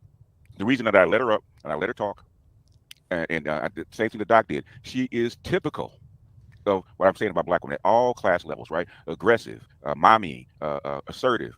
She thinks she knows everything. She's closed-minded. All this stuff that we talk about black women. But the thing is, she's supposed to be the epitome, the icon of what black men are supposed to like, right? Okay. You can't tell me that you're a submissive wife. You get on the panel, all of a sudden the submission goes out the window. And sadly, guys, that's what Courtney displayed earlier, coming on the stream, being highly obtuse, being highly disrespectful. I didn't disrespect her. I just tagged her just to have a conversation based on what I saw. You can't get mad at something that you did. You came on the man's platform, disrespecting him to the point he had to curse you out. But then when we look at the behavior of the women that said that they were a disciple of Kevin Samuels of being fit and feminine, then all of a sudden you want to question my credentials, which is funny, by the way, because I'm more educated than you and many, but I don't get caught up in education. I get caught up in common sense, to say the least. You can't tell me that you were raised to be submissive and supportive and listening and nurturing, all that kind of stuff. And you get on the panel and try to boss and nurture and mommy all the negative behaviors that we actually associate with black women. Right. You can't tell me that you are if you're the epitome of what black men should aspire to, then basically you're everything that we just said that black women are, and then some. Cutting people off, wanting to get your point across, looking at the chat, arguing back and forth with the chat, all the negative behavior that we talk about black women, you epitomize not only on my panel, but on Doc's panel and every other panel. You are who you say, like Dennis Green said a long time ago, right? They are who we thought they were. Okay? Black women are who we thought they were, and she's a prime example of who we thought they are, and she proved it. Even though she's an she said she comes from a very good family, upscale, upper middle class neighborhood. Like, trust and believe, man.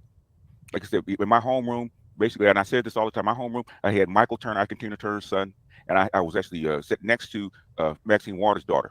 Okay, you can't get more upper middle class than that. Can't get more upper middle class than that. I had my best friends. Some of his father was the CEO of an airline. Okay, when I was a kid, you can't get more upper middle class than that. I saw the behavior. I know what they're like. You can't tell me what the women do, the dirty stuff that women do that are high class. Was it not Harry Belafonte, but can't remember his name. His goddaughter was in my homeroom. You can't tell me what they're like. I know upper middle class, bougie, 100 octane chicks. And Marcus does too, because he's in entertainment. He sees these people do their low down and dirty behind closed doors. They're the same people, okay? You can't tell me what you like. And she demonstrated to a T the aggressive, assertive, mommy, I know better than you do, than you know lowly, dusty Negroes behavior throughout the whole thing. And Doc was classily enough. And BJS was correct. And that's what you see from a lot of these women. They think their degrees by some part makes them an exemplar of all truth. But what most women don't understand, a degree is just a parcel of knowledge. That's why it's called a degree. A degree is not an exhaustive pedagogy. It's not exhaustive. You have a degree of knowledge, and having a degree of knowledge does not make you comprehensive in your education. But see, some think that once they get a degree supersedes the common man, and it doesn't. And I submit that while I am highly educated, I have several degrees, I also am a man of common sense. And BGS is right when it comes down to when it comes down to black men. They use their degrees as a benchmark to assert their intelligence, but degrees alone does not assert intelligence, ma'ams. Your ability to understand men and to use soft skills and having a high emotional IQ, that's the greatest evidence of your competence, not you talking about your damn degrees that nobody care about. Men don't care about that unless your degrees are going to be used to help build as a team and to reflect his mission as a man. not to call her out on it. So I have to give Doc his kudos because he could have called her out on it, but he didn't. Okay. I called her out subtly earlier on in the conversation, but yeah, I let a lot of that stuff ride. Yeah.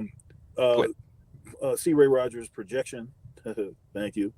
And let's see here, Golden Child saying it's all cat. She knows, she knows about the dysfunction. She is the dysfunction, man. The aggression that she showed on this panel was absurd. No. Let me talk, brother. Let me talk. No. I have to. That's aggression. Okay, that's female aggression. And the same aggression that May showed proves why we're having these conversations.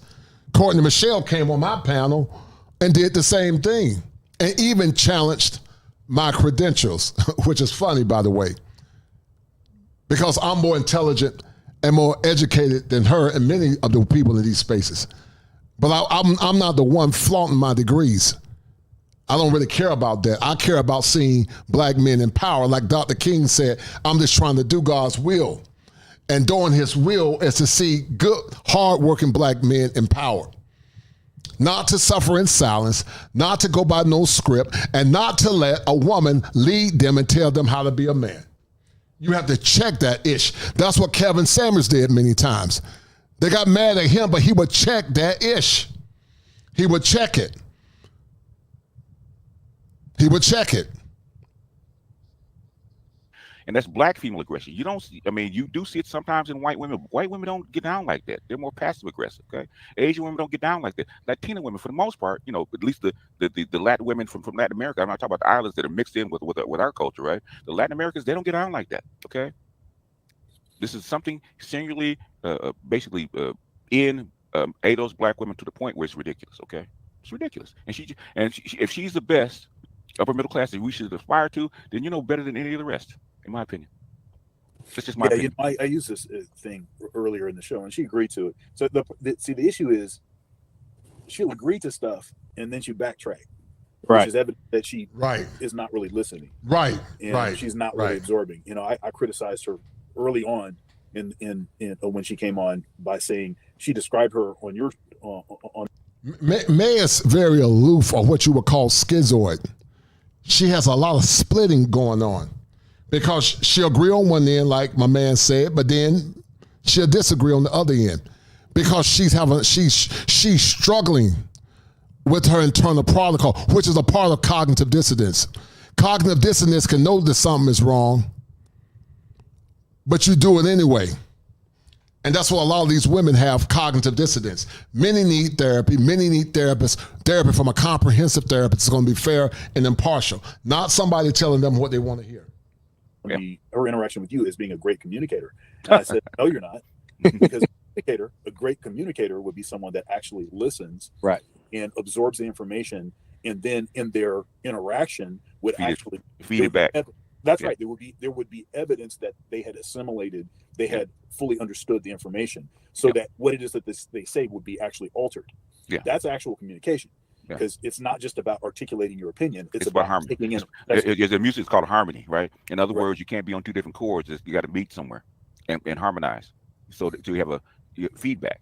That's what great communicators, they want to create harmony. In other words, a meeting of the minds. I have to understand you. You have to understand me, so we can actually communicate. And she's not that. She's closed-minded, you know.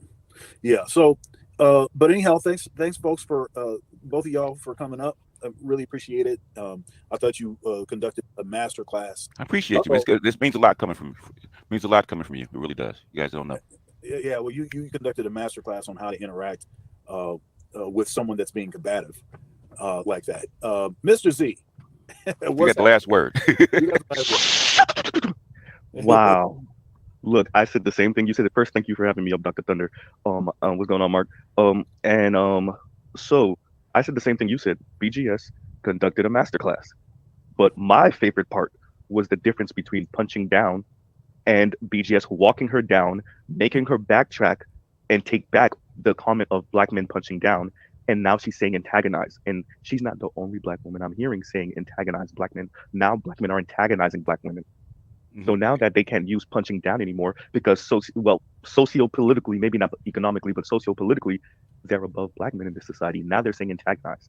And that's a whole different conversation than punching down. Because if you're above me sociopolitically, and now you're saying I'm antagonizing you, what you're really saying is, shut the hell up forever, right? I'm above you, Stay and in your just place. own that and stay in your place, stay in your lane. What did Tiffany Cross say to black men? Get in line behind black women. Behind black women. Yeah, that's your place. And Kim Foster is another person, by the way, Dr. Thunder, Miss Fort Harriet herself, who also used the word antagonize. So the ones that know, and the problem is how often she said something, and BGS had to walk her down. And that's why I'm actually glad that BGS pulled everyone down and put her in the hot seat. And you could see this person who ostensibly should know better, right? Married, child, father in her life, master's degree, was an educator, and in every step of the way, she's still defending the effery. Now, it's still attempting to play moral high ground. I think just peeped that, and that's why he was able to back her down every step, because it really is, okay, well, yeah, we might be messing up, but y'all messing up too. Y'all messing up more. Right. But I love that conversation. Black women just want to be free. Like, there's a couple of comments that she made that I think says everything that needs to be said, right? I think the most telling comment, my favorite was the punching down versus antagonize, but the most important comment was when she finally said black men are not seen as a priority because it's working for black women. That right there, the conversation could have ended right there. That's all that needed to be said. Yeah. So they know. Yeah. She revealed herself, and that's like she had to come on Dr. Thunder because she didn't expect the reaction that she would have gotten because she revealed herself. She revealed too much. Mm-hmm. I think that's what she's trying to cover back up. No, I'm not that way. But she just came on Dr. Thunder doing the exact same thing. So you are who you are. What's up? And that's why he let her on the field.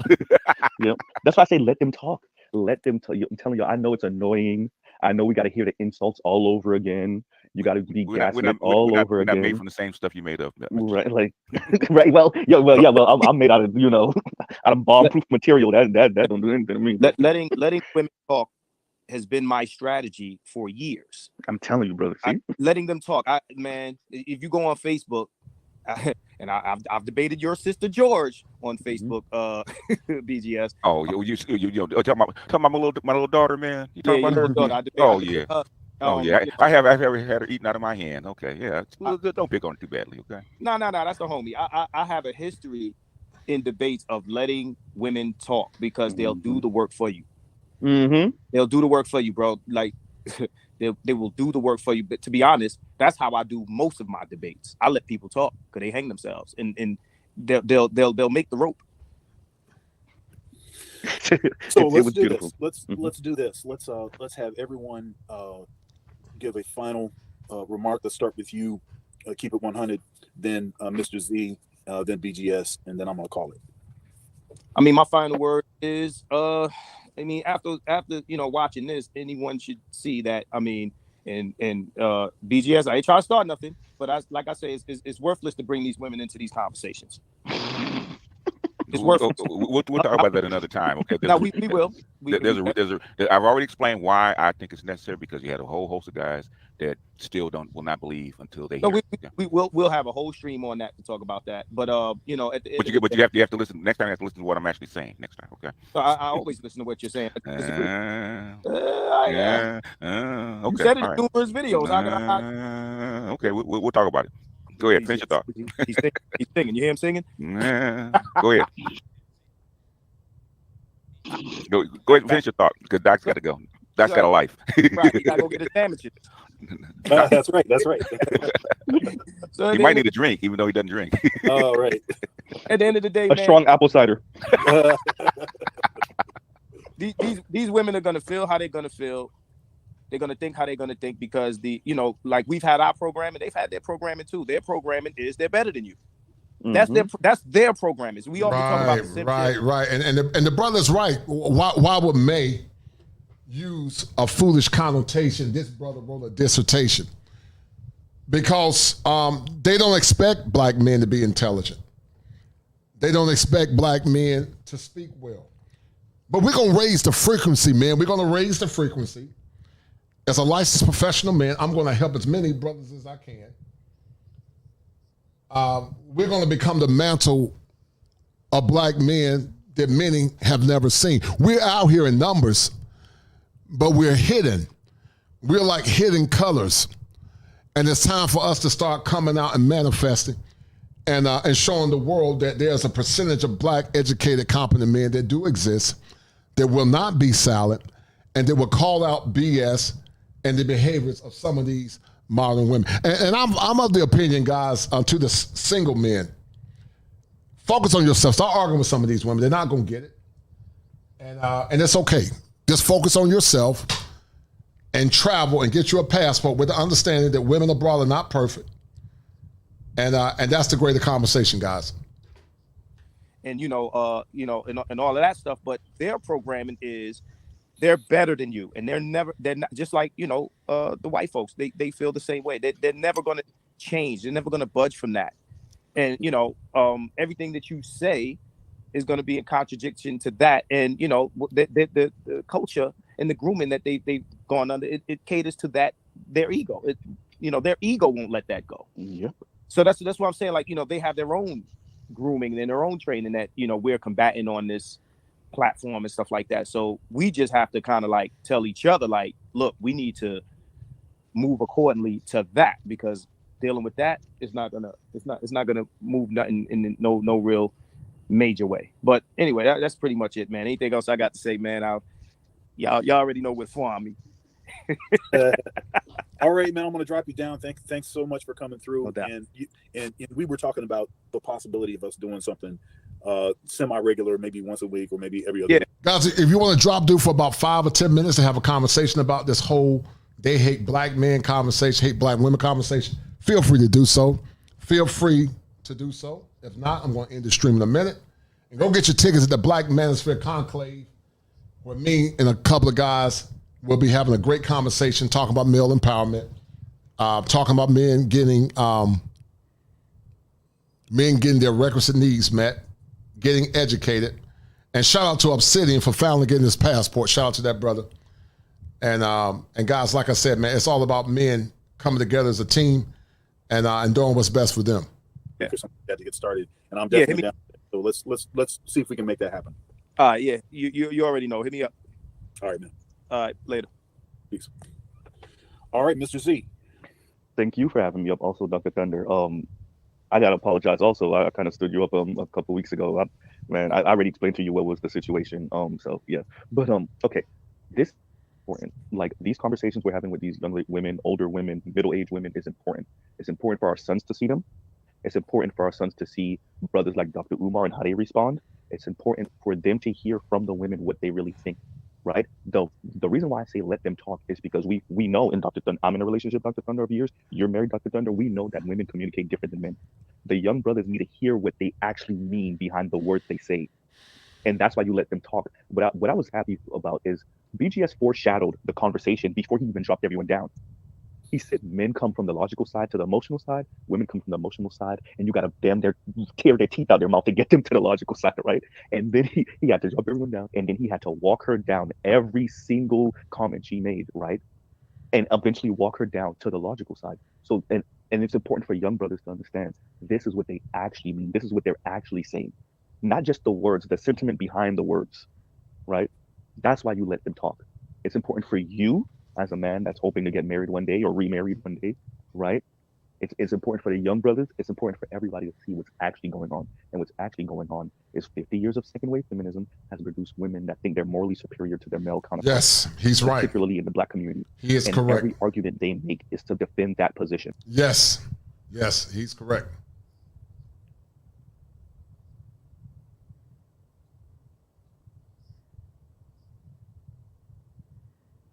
That's you, Brother T, in the back?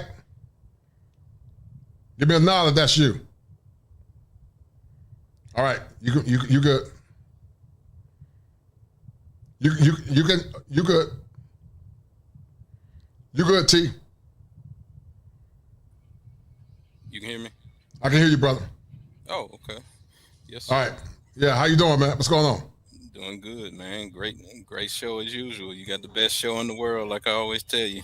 All right. What you think about the conversation, brother? Oh, excellent.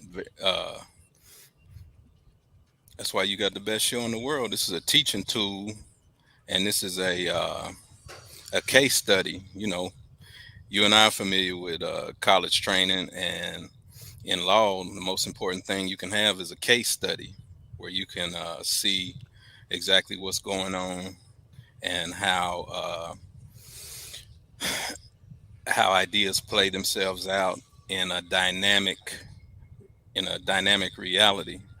So you've provided us with that, and again, you always do that. And again, like I always say, racism is no longer the problem with black folks. Is they think racism is physical and monetary and manifests in the physical realm. No, the racism and slavery has its power in the mental realm, and another word for mental is psychological, and you get into the root of it by us being psychologists and therapists. Right, right. Yeah, we get into the root. Well, I had a woman question my credentials because she said the trauma bonding. She said my connotation of trauma bonding was wrong. I was false. And trauma bonding traditionally is talking about domestic violence victims. People do use that word loosely in many circles, but the more truer sense is about trauma between two couples. So right. I guess black men must be gay based on that assertion. Right. She was just jealous, and you brought clarity, like you always do. You brought the clarity and light to the situation and circumstance. Well, let me ask you a question, brother T. So many think that black men hate black women. I'm gonna finish playing this by Dr. Dunn in a minute. Hold tight. But so many think black men hate black women. We said it over. We don't. We just don't like the behavior and the hubris. But they continue to have cognitive dissonance. But hold tight. We're gonna finish playing this real quick. Yes, sir. And then we'll finish the conversation. Hold tight. Okay. Every argument they make is to defend that position, right? So now we went from punching down, and I'm so glad we just caught that and forced her to try to answer that. Now we're using INCELS as an insult, even though we don't actually know what that actually means, which, by the way, she levied at the entire panel when she got up there. With the first 5 or so minutes, BGS, she levied that at the entire panel. Yeah. Right? She tried to morally school BGS, a person that could be her father, because she came in with the backhanded positive compliment and just to try to shame him into essentially sounding like Dr. Umar Johnson, right? I see you as a healer, right? Translation, why aren't you telling these Negroes it's their fault? They're the problem. Pull their pants up, do what we say, and continue, right? So it was very important to have that conversation with her so that everybody could see what she actually means. And it's crazy because BGS said 30 minutes. It took him about an hour, but he slowly walked her down and got her to kind of admit these things. And it's important for the men to see this, right? Because we, some of us who might be here a little bit more recently don't actually get to see people like BGS engage in this. We saw this with BGS. We saw this with Obsidian spoke to the sister from Rolling Stone. That's why they don't come over here. That's why when I go listen to them, it's just a bunch of them clapping it up for each other on some BS. They don't want to come over here and engage with us for real, because that would be the result over and over again.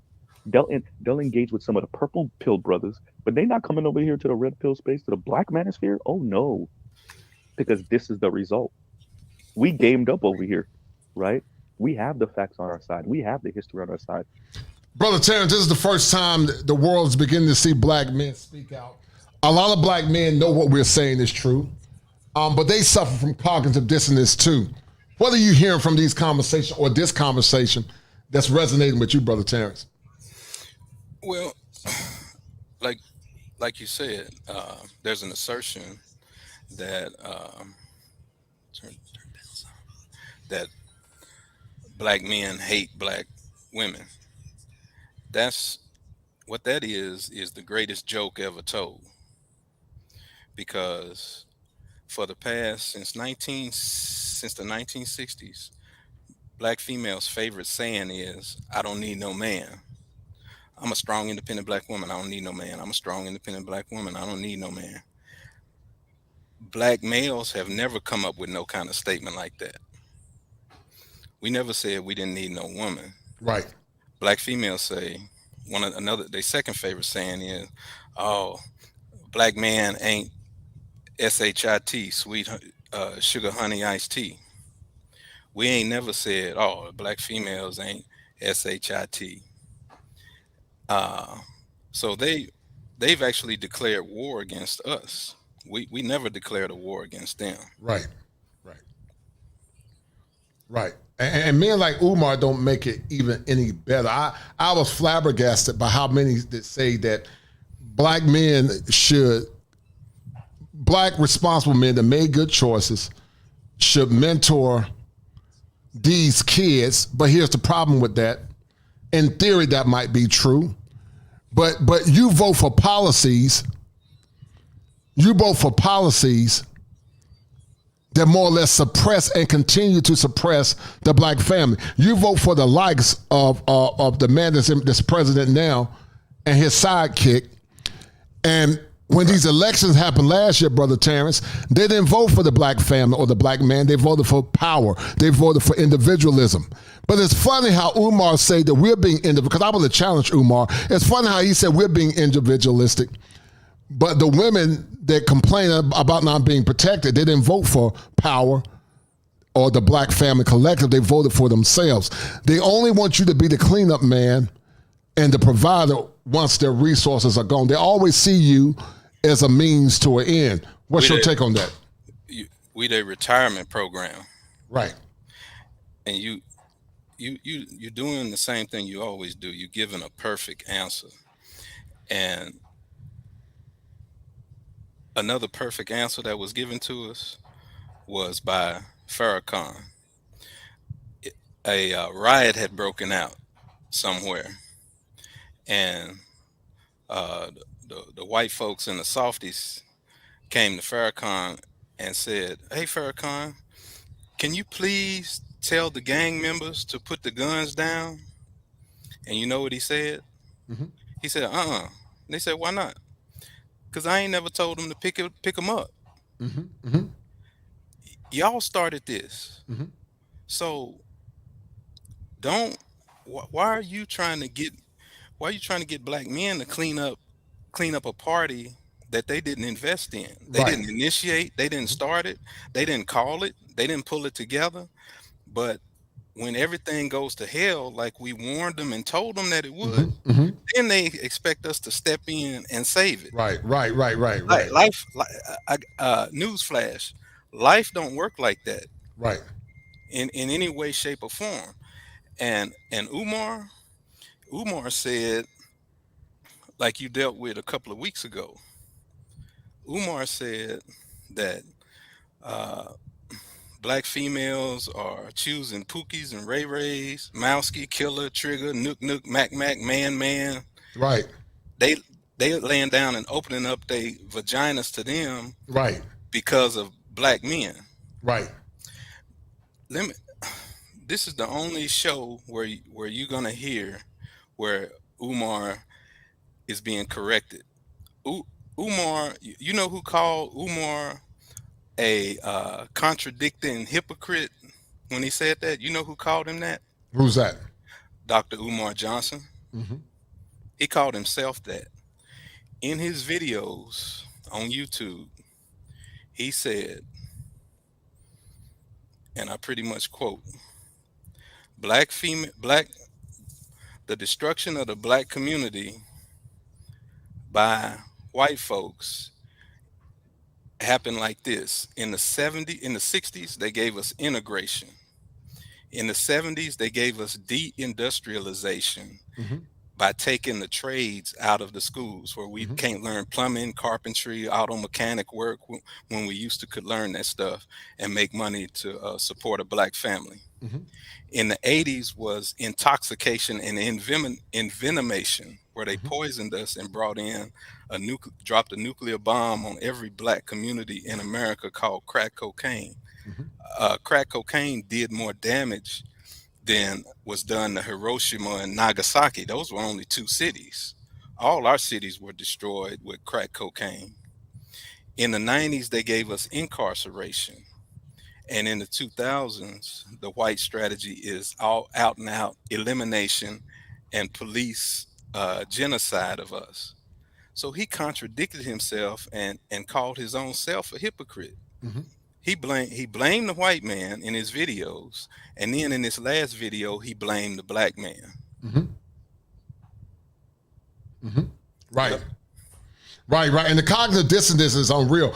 Is this the first time in a while, Brother Terrence, that you've seen black men come together, telling their story, and telling it unapologetically? Yes, sir. This is the first time since civil rights movement in the 60s. This is the first time since the 60s that this has happened. And once again, Dr. Umar said when Dr. King got shot down and we didn't do nothing, that's when we shut down as a people.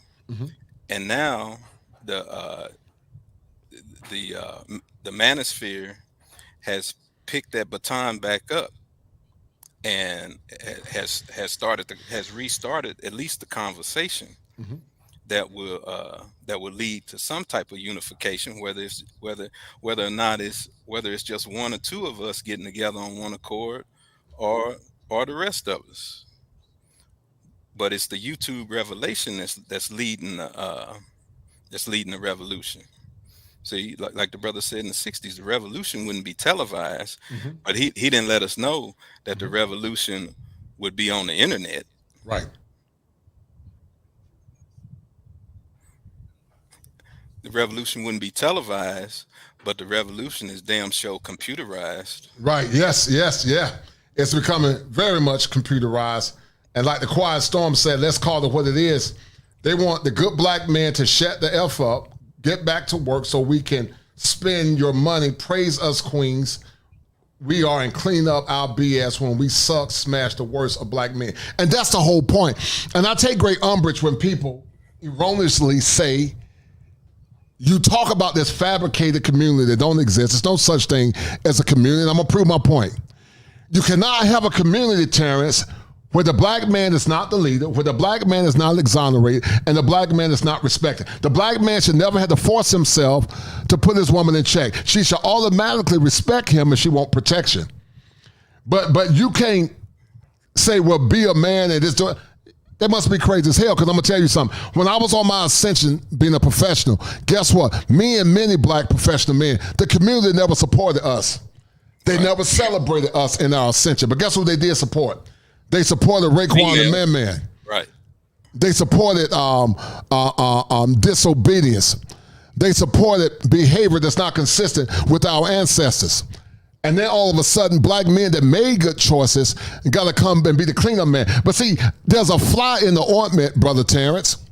And if black men come back and rescue some of these women from their bad behaviors, then they're not letting God's judgment work through them. The gospel said this better than me, and it applies to me too, Brother Terrence.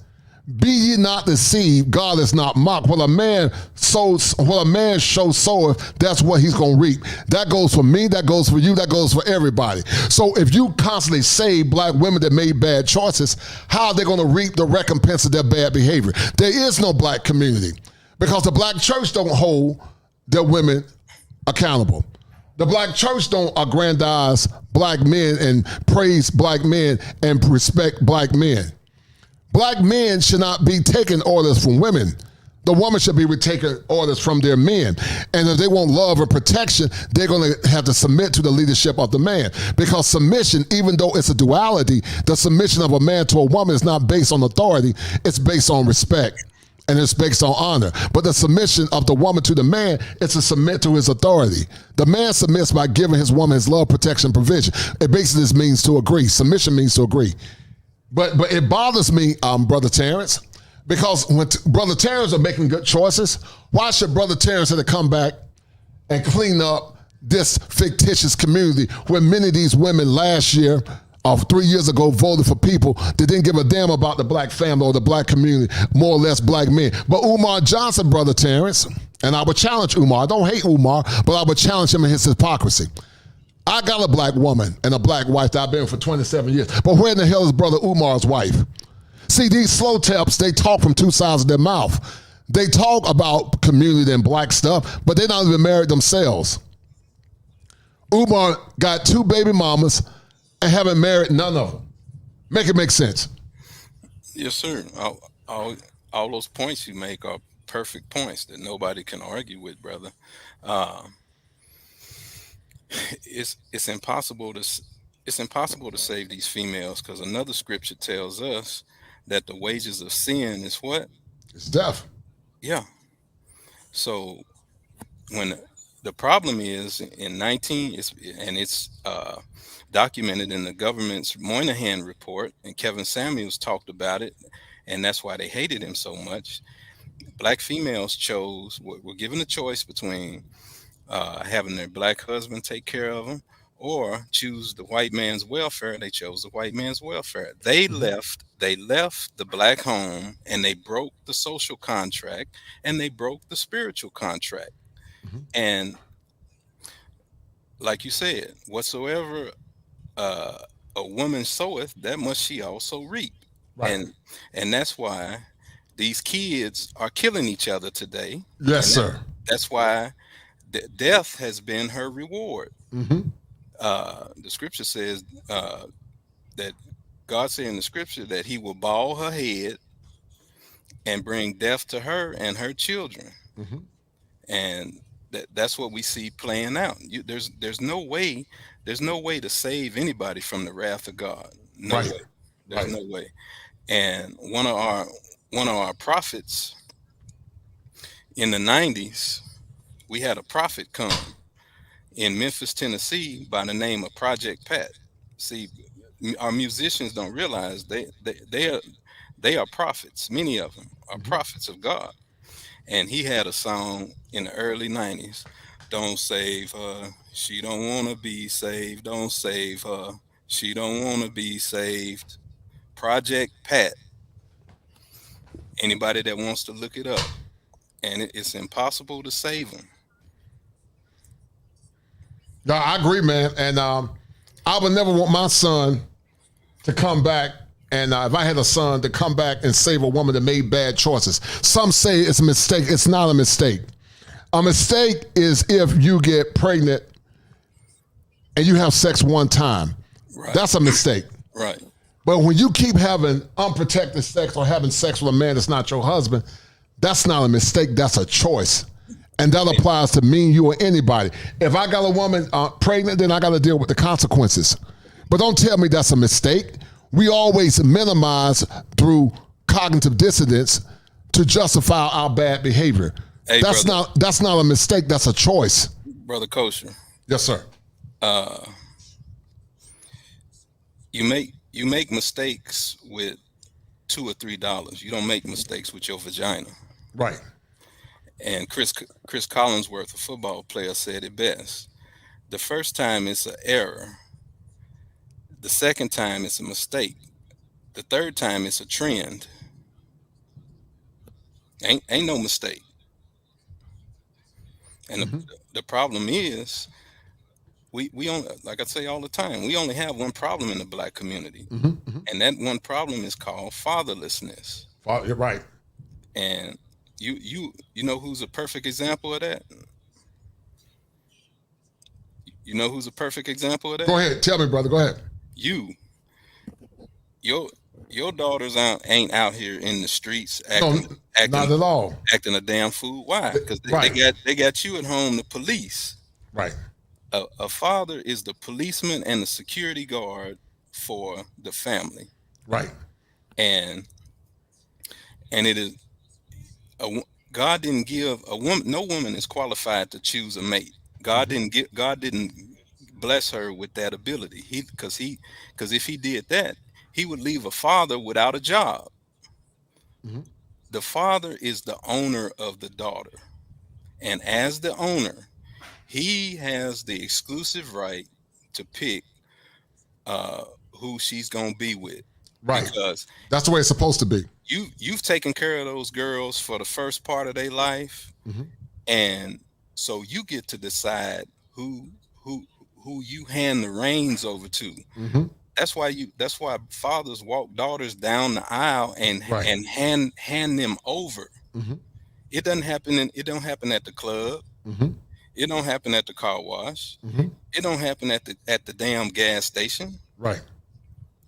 where a dude gets a female. No, them ain't the places. You go to that father, because you've been feeding and clothing and sheltering them girls ever since you pulled them out of their mother.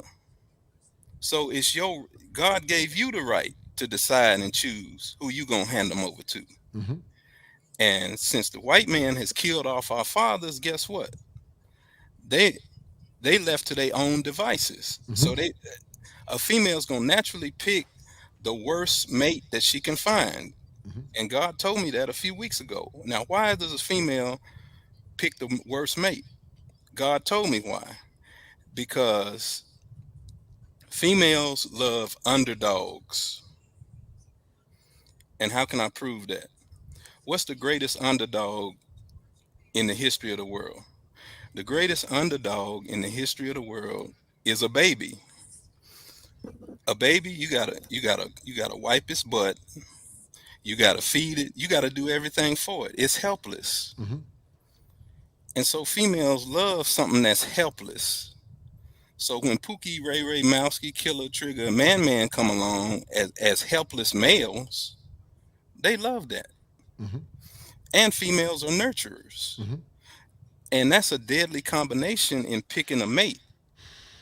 And that's why God gave the job to a father and a man to police and guide that process, and make sure that the streets, that female isn't handed over to the streets. Because the streets, what does the streets do? The streets destroy everybody that's in it. Right. The streets are undefeated. It is, right. Yes, sir. I totally agree. We're going to end the stream in a minute, Brother Terrence. I appreciate it, man, coming through, man. You know, it's good to see black men winning. It's good to see black men waking up. It's good to see black men, Brother Terrence, finally not being shamed. These shows are effective, Brother Terrence, because it's making a lot of people mad. And a lot don't want to hear it. Many are trying to minimize it. But finally, black men are beginning to demand what they want. The underdogs have been. What'd your grandma say about people being mad? What'd she say? They need to scratch their ass and get glad.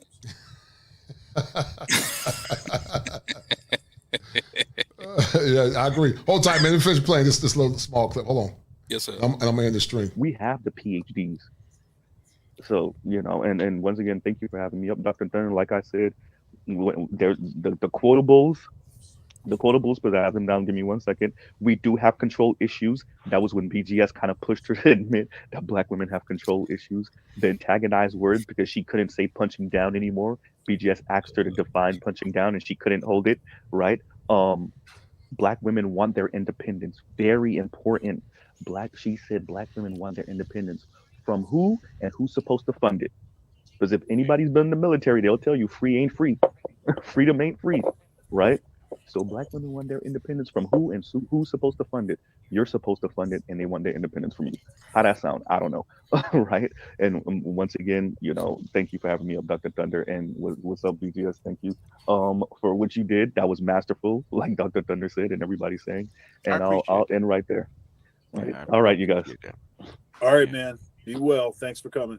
Yeah, I appreciate it because it was very impromptu. It wasn't staged. It wasn't planned, and I didn't think it would last that long. And basically, what I really did is sit her on the couch like a psychoanalyst and just started probing her into what she feels instead of what she thought about.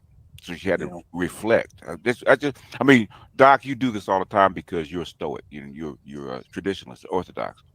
You have to get people to actually reflect on what they're thinking, what comes out of their mouths. That's all I did.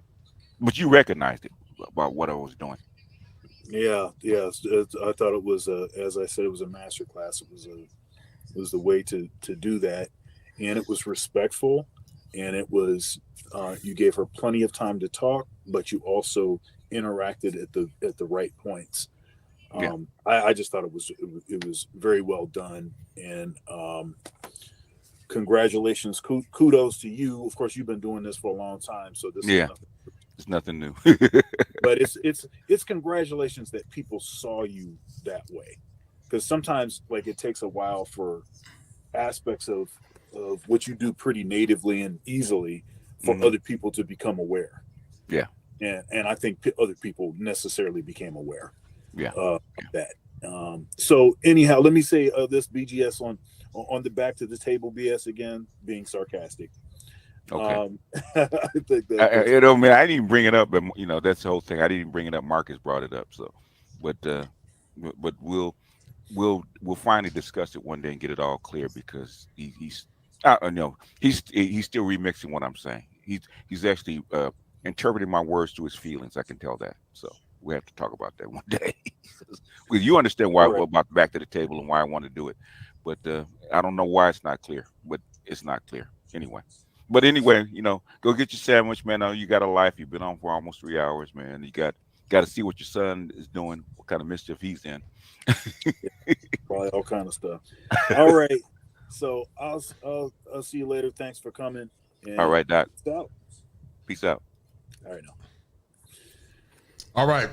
All right, folks. That was a good show, guys. And once again, the whole purpose of the show was to convey that black men don't hate black women, Brother Terrence. We're about to end this stream, Brother Terrence, in a minute. But before we end it, I want to reiterate what Brother Dennis Sperling said. Black men don't hate black women. We just hate the bad behavior. I love black women. I love decent, hardworking, God-fearing black women who support their families. Yes, sir. I don't like degenerate, lying, false testify-giving women who put their man on child support even though he's been paying for you, and then turn around and lie to the court and say you're a deadbeat daddy, and who alienate their children from their father. I don't like those type of women, and I will call them to the mat each and every time for their lies and their disparaging statements about black men, largely because that's what a father does. See, my sons turn 18, they will inherit the mantle of black men.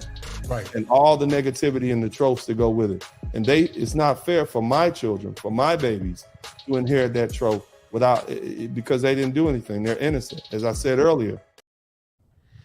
And now, guys, if you don't have your tickets, go get your tickets. We're about to shut it down. But before we shut it down, this is a kosher service announcement. I am Kosher Prime, Sentinel, and leader of one of the leaders of the Manobot. Men have asked us to play by their rules, but the rules have just changed. Manobots, transform.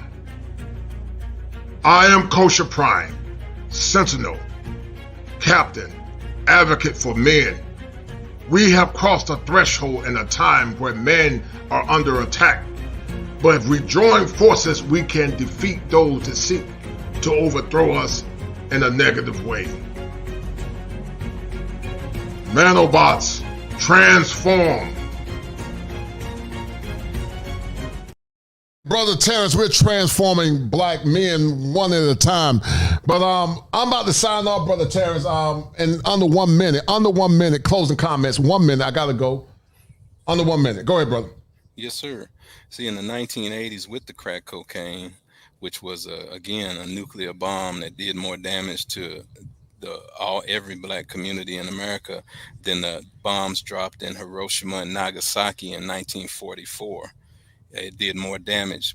Another thing they put with the crack cocaine was the rap music, and rap music videos have taught our females to, since there's no father there, and they took the father out of the black house, the black female left her black man, and the rap music videos taught the female to no longer love the regular man who has a regular job and a regular car and a regular house, and instead fall in love with the drug dealer and the drug smoker that's got the shiny car, the shiny rims, the shiny jewelry, and the shiny clothes. And so these black females have this sense of entitlement that rap video has given them, that the white man has trained them. And these are the only black females are the only group of females in the world talking about they don't need no man and they strong and independent. You don't see no Chinese, you don't see no Vietnamese, you don't see no Pakistani women, you don't see no Mexican women. All the other women are singing. I think Tammy Wynette had a song in the 70s talking about "Stand by Your Man," and you saw them last point. To typify that and exemplify that, you remember them sisters that were doing that twerking and shaking their butt at the slave dungeons at one of our sacred shrines. Black females went there and shook their butt.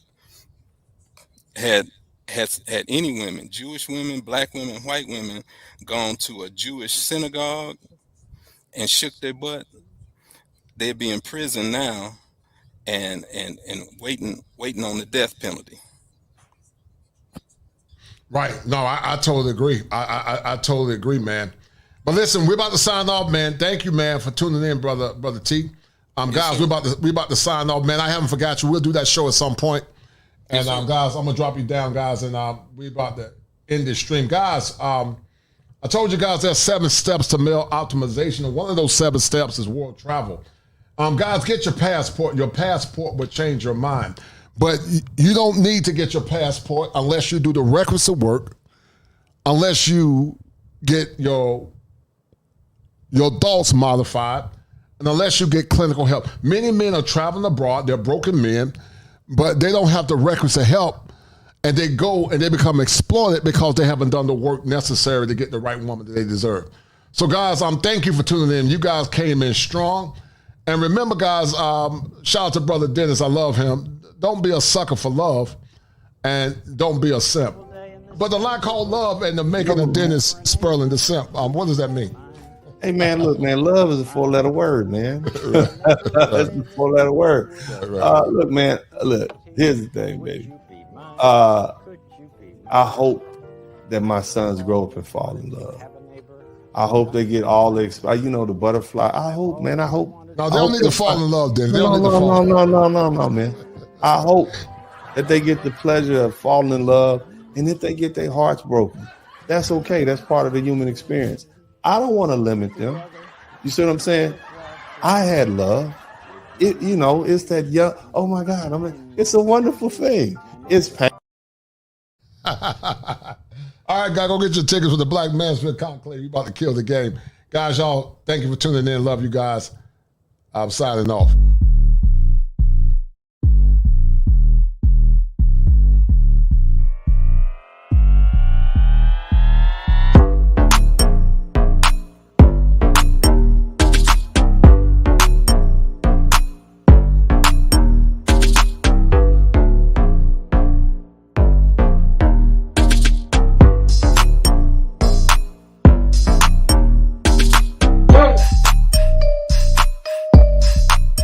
Welcome to Machismo TV, the ultimate destination for modern men seeking to upgrade their lifestyle.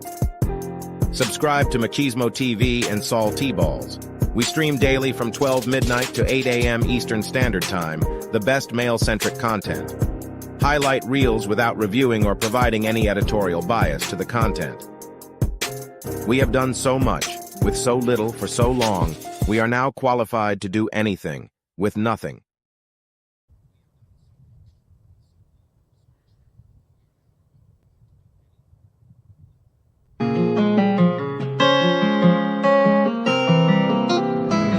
When my friends go, it was simple. When the end's low, switch the tempo. I got right, I got heart, I won't die, I'ma fight. I go down, then I strike. I go hard day and night, yeah. I go hard day and night. 1-1, no surprise, see the hate in their eyes. My brother's blood money bleed. I got the game in the squeeze. What would you do for some green? What would you do for some blues? Go pick and choose, the fam of the cheese. Some people not built like that. Some people get killed like that. Pressure like water, lights, mortgage, I've been at bills like that. Now I got kids like that. No wonder why I feel like that. Some people go to war for nothing. Me, I go to war for something. Before there was the manosphere, I was. Before there was the internet, I was. When the end's low, switch the tempo. I got right, I got heart, I won't die, I'ma fight. I go down, bet I strike, I go hard day and night. Money on the line, keep calling. Money on the books, need all that. My kids, they'll be ballin'. Got a real bankroll, not for Instagram. My mama on the line, keep calling. Praying for me, know I need all that. Told me it's not about ballin'. Real blessed, but I'm still sinning, man. What would you do for a win? What would you do for your friends? What if this life is a foe? What if the dogs pretend? What if you roll to the end? What if you started again? Fire! The kosher clinician.